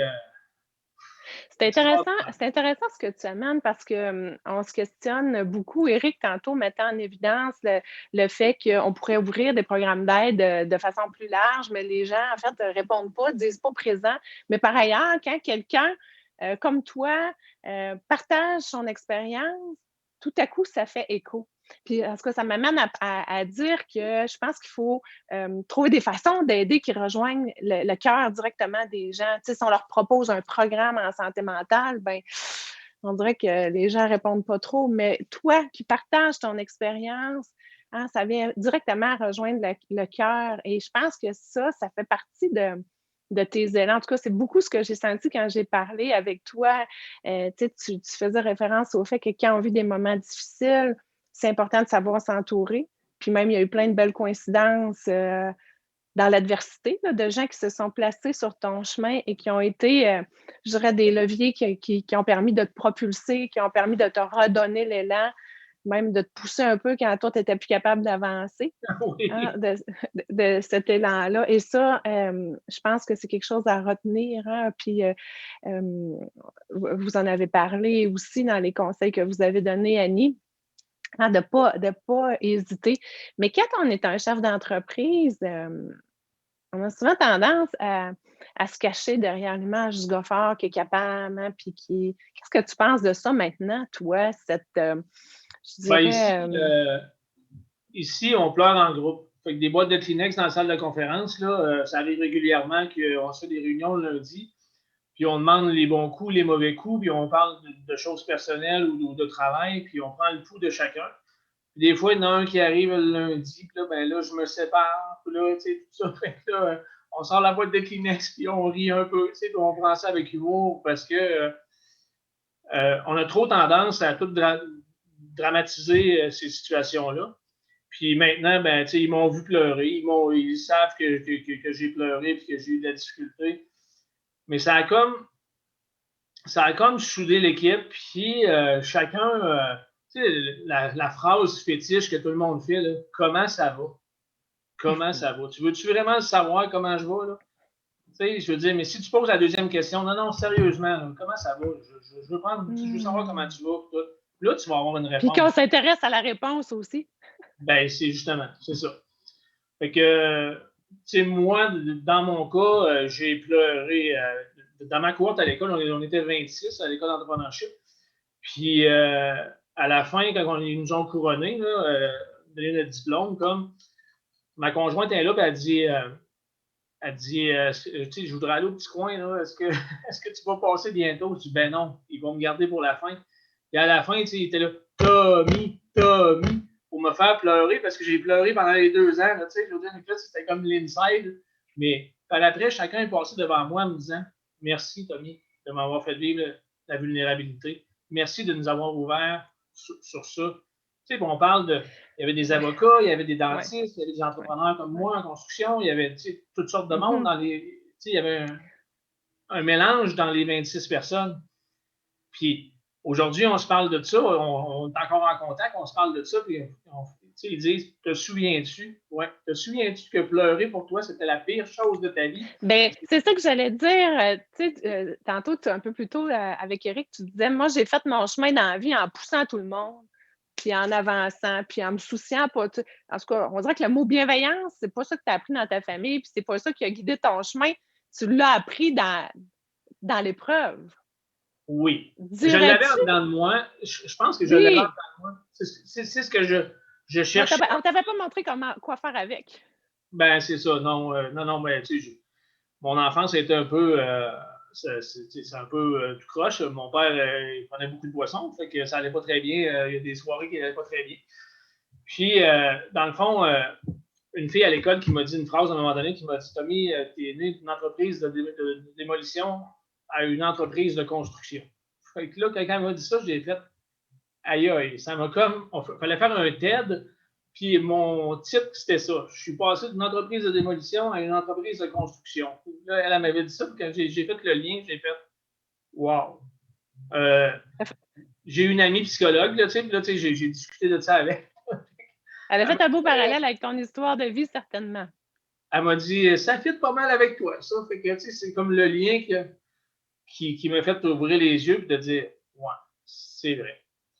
Puis... Est-ce que tu dirais, parce que quand j'entends, on pleure en équipe, on partage, il y a un espace, en fait, pour les émotions dans ton entreprise. Est-ce que tu dirais que l'expérience que tu as vécue, avec tout ce que ça a compris, de souffrance, évidemment, puis de douleur, mais ça a changé ta façon de diriger? Ah oui, oui. Oui, tu sais, quand je dis avant ça, je tassais tout le monde, dans le fond, c'est que, tu sais, moi, à 5 ans, les professeurs, ils me disaient, j'étais un petit Christ, on peut dire. Okay? Je m'excuse pour le mot, là, mais j'étais un petit Christ. Puis les professeurs me disaient, tu ne feras rien dans la vie, tu ne feras rien dans la vie. Puis moi, je disais, hey, écoute, casse-toi pas la tête, je vais être à mon compte un jour, puis je vais me rendre où je veux aller. Puis tout le monde, comme ça, a essayé de me dire des choses comme ça. Puis j'ai appris à tasser tout le monde en agissant comme ça. Mais lorsque j'ai vécu cette descente-là, qui s'est faite assez rapide, merci, là, j'ai fait, oh, wow, pourquoi? Tu sais, le pourquoi. Puis aujourd'hui, j'ai fait plus d'argent. Si on ramène ça à l'argent, comme M. Dufour, on parlait tout à l'heure, si je ramène ça à l'argent, quand j'ai décidé de gérer mon entreprise de cette façon-là, de prendre soin des gens et de faire attention à eux, j'ai repris tout l'argent en 1 an, ce que j'avais fait en 14 ans, puis que j'avais perdu dans l'espace d'1 an et demi. Tu sais, je veux dire, fait que mon fiscaliste m'a demandé, à un moment donné, il dit, est-ce que tu peux répéter ça? J'ai dit, je ne sais pas. C'est comme arrivé comme par enchantement. J'ai fait une 2e année quand même assez intéressante, qui est l'année 2020 en plein dans la COVID.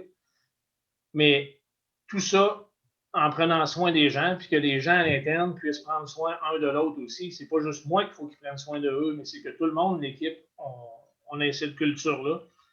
Puis j'ai une fille. Plus une culture de bienveillance en entreprise, puis peut-être je dirais de leadership authentique ou de leader vrai qui est capable de déléguer, de dire, puis de oser nommer. C'est ça, il faut se les dire les choses. Ouais. Vous parliez tantôt, je vous disais pourquoi les entrepreneurs ne le font pas, c'est quoi la raison, pourquoi? C'est l'ego.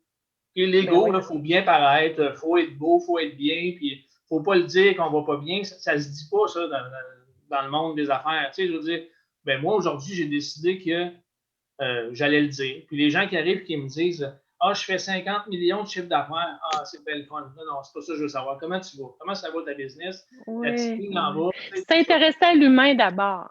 C'est ça. C'est ça. C'est ce qui a changé. Comme on a vu dans ton histoire, Tommy, tu sais, puis je pense que vous l'avez tous démontré ce matin, là, dans vos récits, Jean-François, Julie aussi, il y a eu une accumulation de stresseurs pour toi, hein, qui sont arrivés, puis il y a eu un build-up de stress, si on peut dire, pour en arriver à un point de rupture.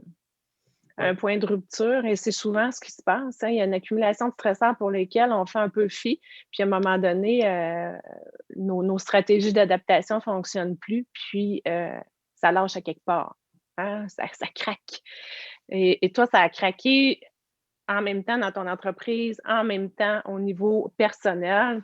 Éric, il parlait des signaux. C'est allé jusqu'où, toi? C'était quoi? Est-ce que c'est toi qui s'est rendu compte que ça n'allait pas ou davantage ton entourage? Je vous dirais que ma conjointe s'inquiétait de ce que je pouvais faire, là, parce qu'elle était dans l'Ouest, moi j'étais ici. Des fois, j'étais 3 semaines ici, 1 semaine à Calgary, 3 semaines ici, 1 semaine à Calgary. Fait que pendant que j'étais ici, elle avait un gros stress par rapport à ça. Mais je dirais que c'est moi qui, un jour, j'ai pris un rendez-vous chez le médecin, puis je suis allé voir la docteure Alexandra, puis j'ai demandé, j'ai dit, donne-moi les symptômes de la dépression. Elle m'a énuméré les symptômes. Tu les avais toutes? J'ai dit, je pense que je les ai pas mal toutes. Fait que là, elle m'a dit, veux-tu des médicaments? J'ai dit non. J'ai dit, dis-moi ce que je peux faire. Puis je vais reprendre ce qu'Annie a dit tout à l'heure. C'était de faire du sport. Elle m'a dit, allez chez vous le soir, sors, va prendre une marche, va te vider l'esprit, puis fais des choses que tu aimes. Fait que je me suis mis à faire ça.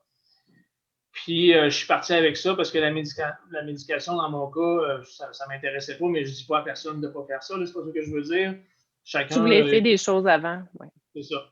Puis, je suis parti avec ça. Puis, je me suis dit, bon, je vais les régler. J'ai pris mon petit pack-sac sur mon dos. Puis, j'ai dit, je vais les régler une chose à la fois. Je ne peux pas toutes les régler en même temps. Il y a eu des stress financiers et tout. Mais je les ai pris un par un. Je les ai tout réglés. Il n'y a pas personne dans la ville qui peut dire que je ne les ai pas payés, sauf quelques dossiers. Mais je suis parti. Je me suis mon amie est psychologue, fait qu'elle ne peut pas me soigner, mais elle m'a conseillé. Tu as des bons amis? Des bons amis, oui. Oui, donc bien s'entourer, effectivement.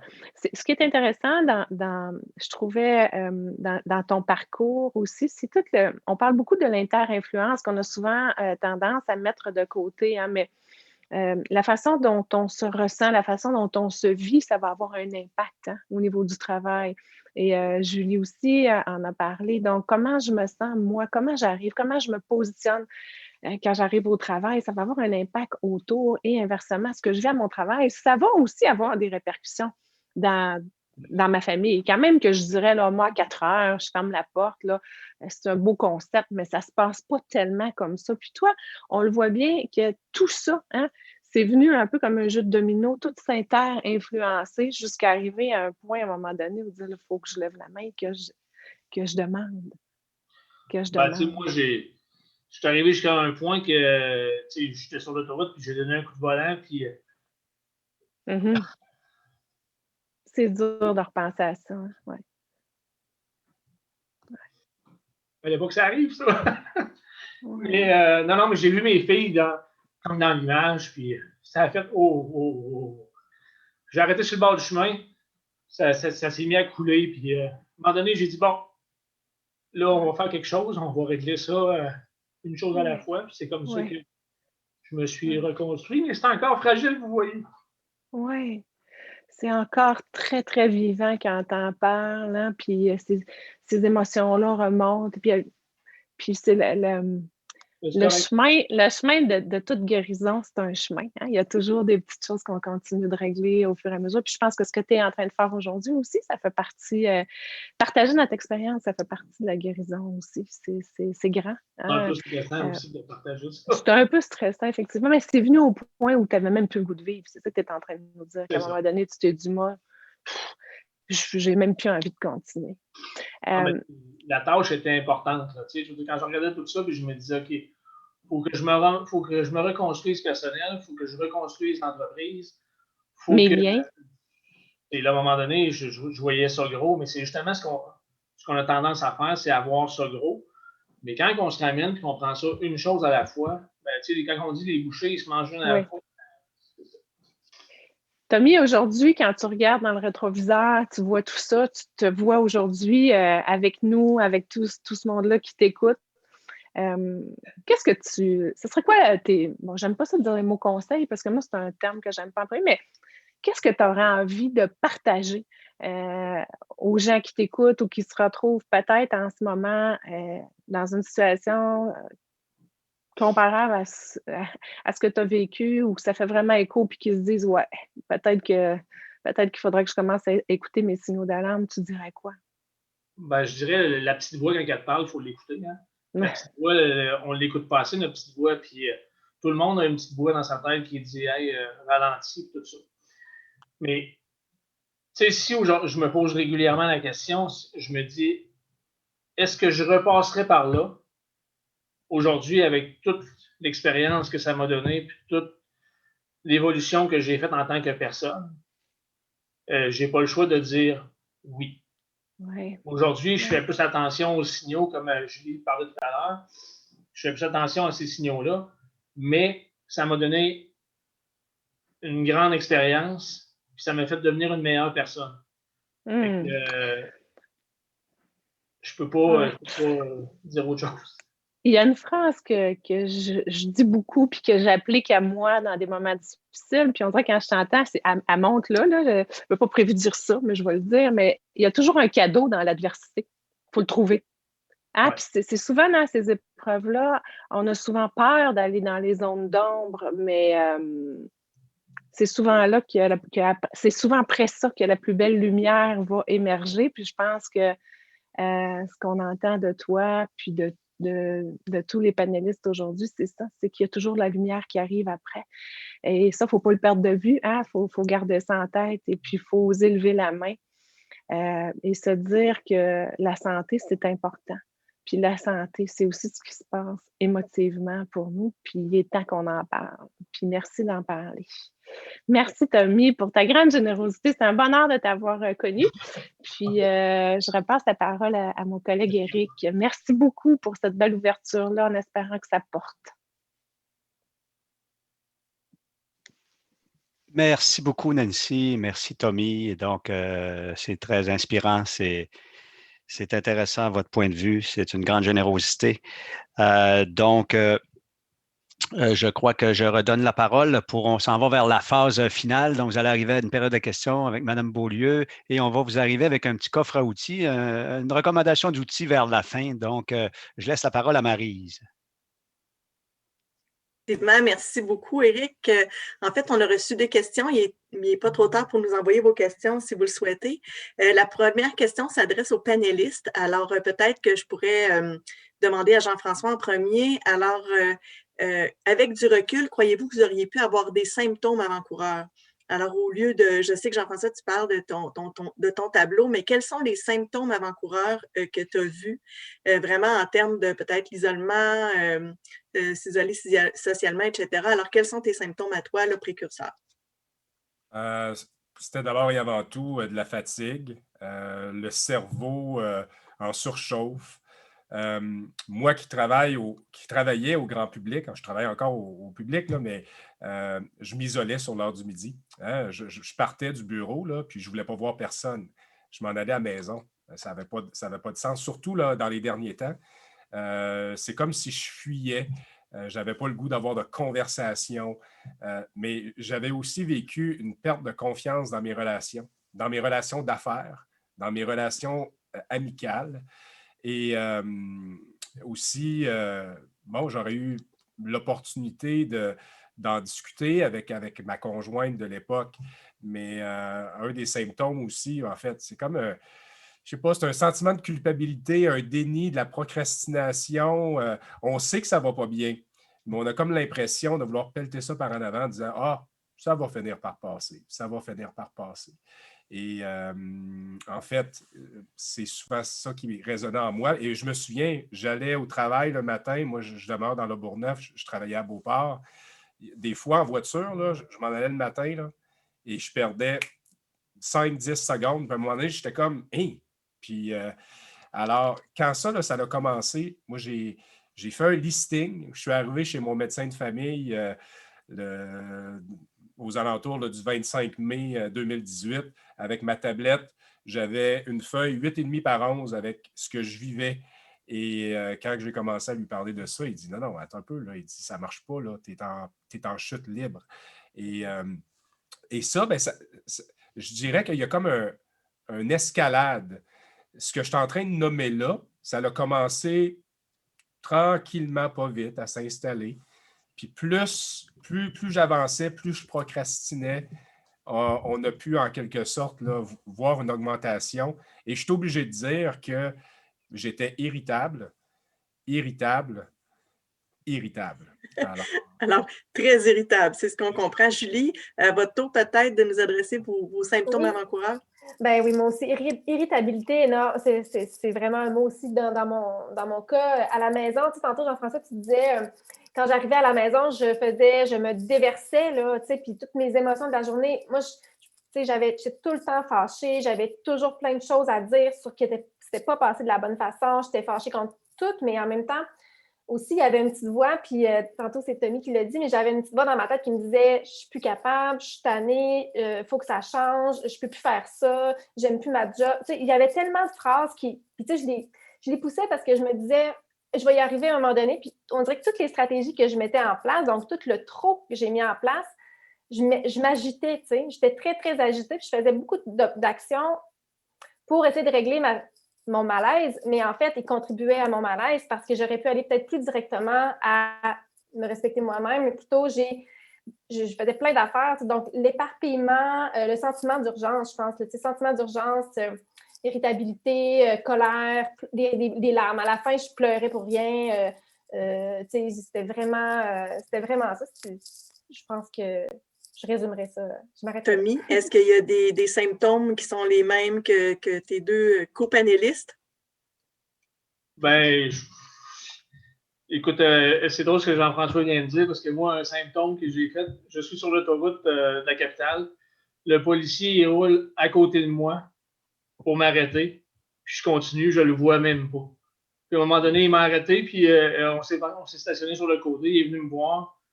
Je pleurais, puis tout. Il dit Tu m'as-tu vu? J'ai dit Je t'ai jamais vu. Puis il dit Je roule à côté de toi depuis la sortie Pierre-Bertrand, aller jusqu'à la sortie Lormière. C'est quand même assez long.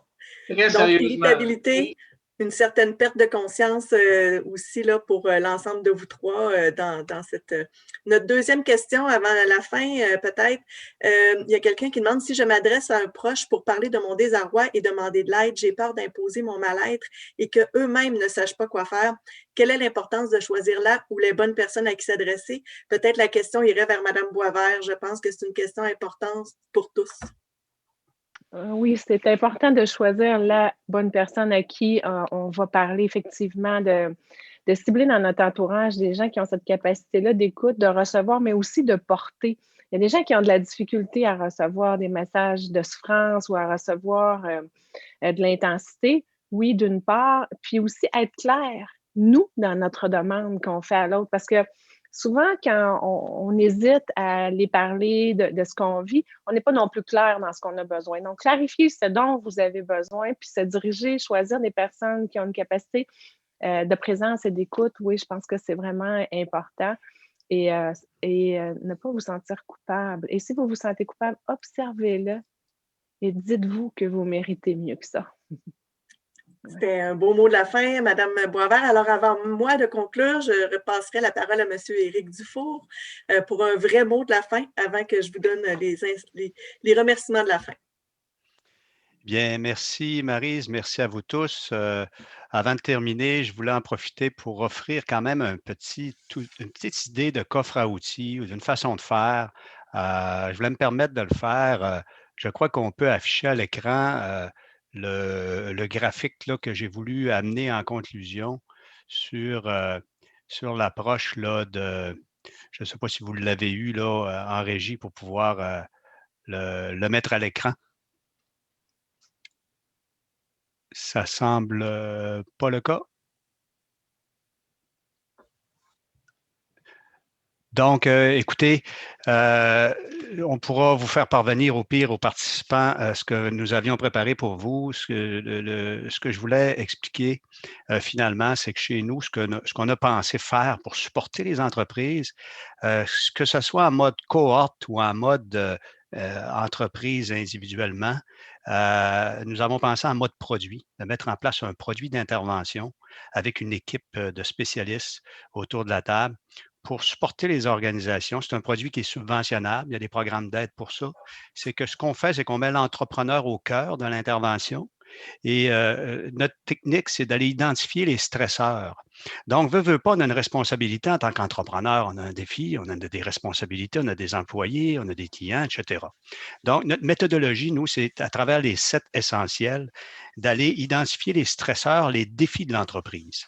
Donc, que ce soit au niveau de la gestion de la trésorerie des liquidités suite à un événement majeur, que ce soit au niveau de la fonction de comment nos talents, nos ressources se portent présentement, leur indice de bonheur, leur santé, mes employés, est-ce que j'ai un taux de roulement élevé, est-ce que je perds du monde, est-ce que mon monde est mobilisé, mon modèle de revenu, mon modèle d'affaires, est-ce que je dois revisiter mon modèle d'affaires?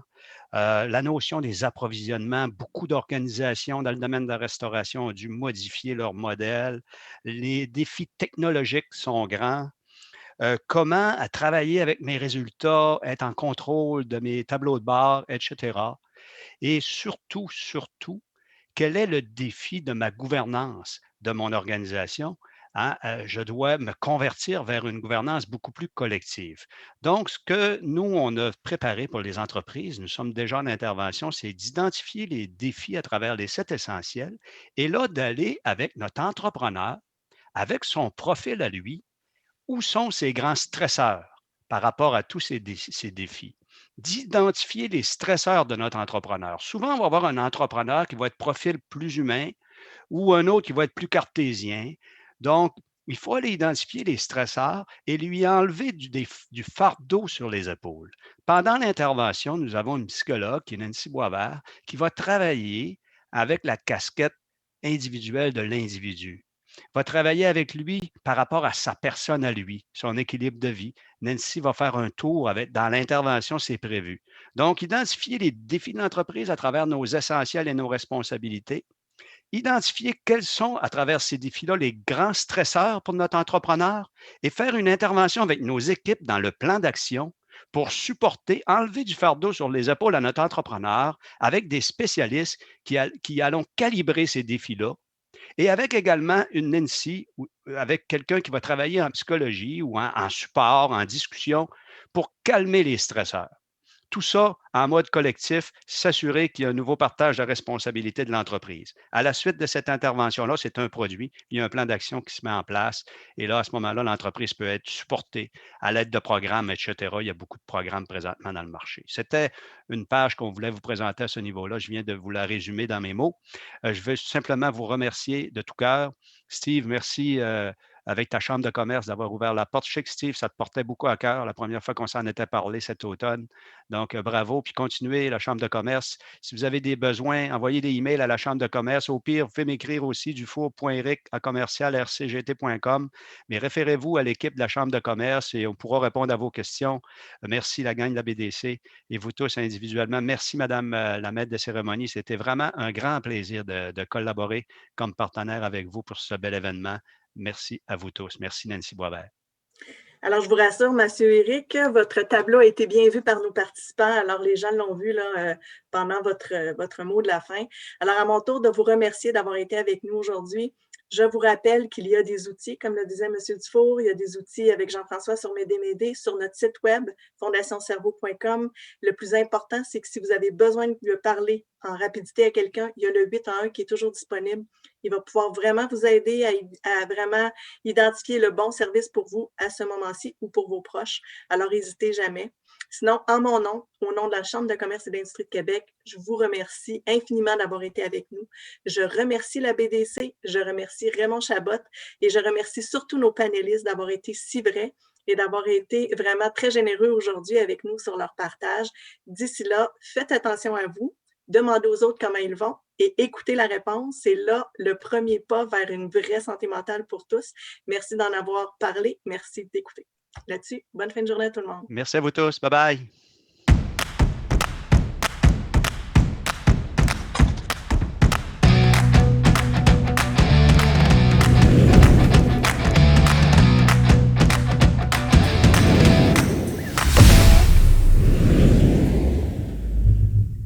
Tout était correct pour tout le monde? Merci.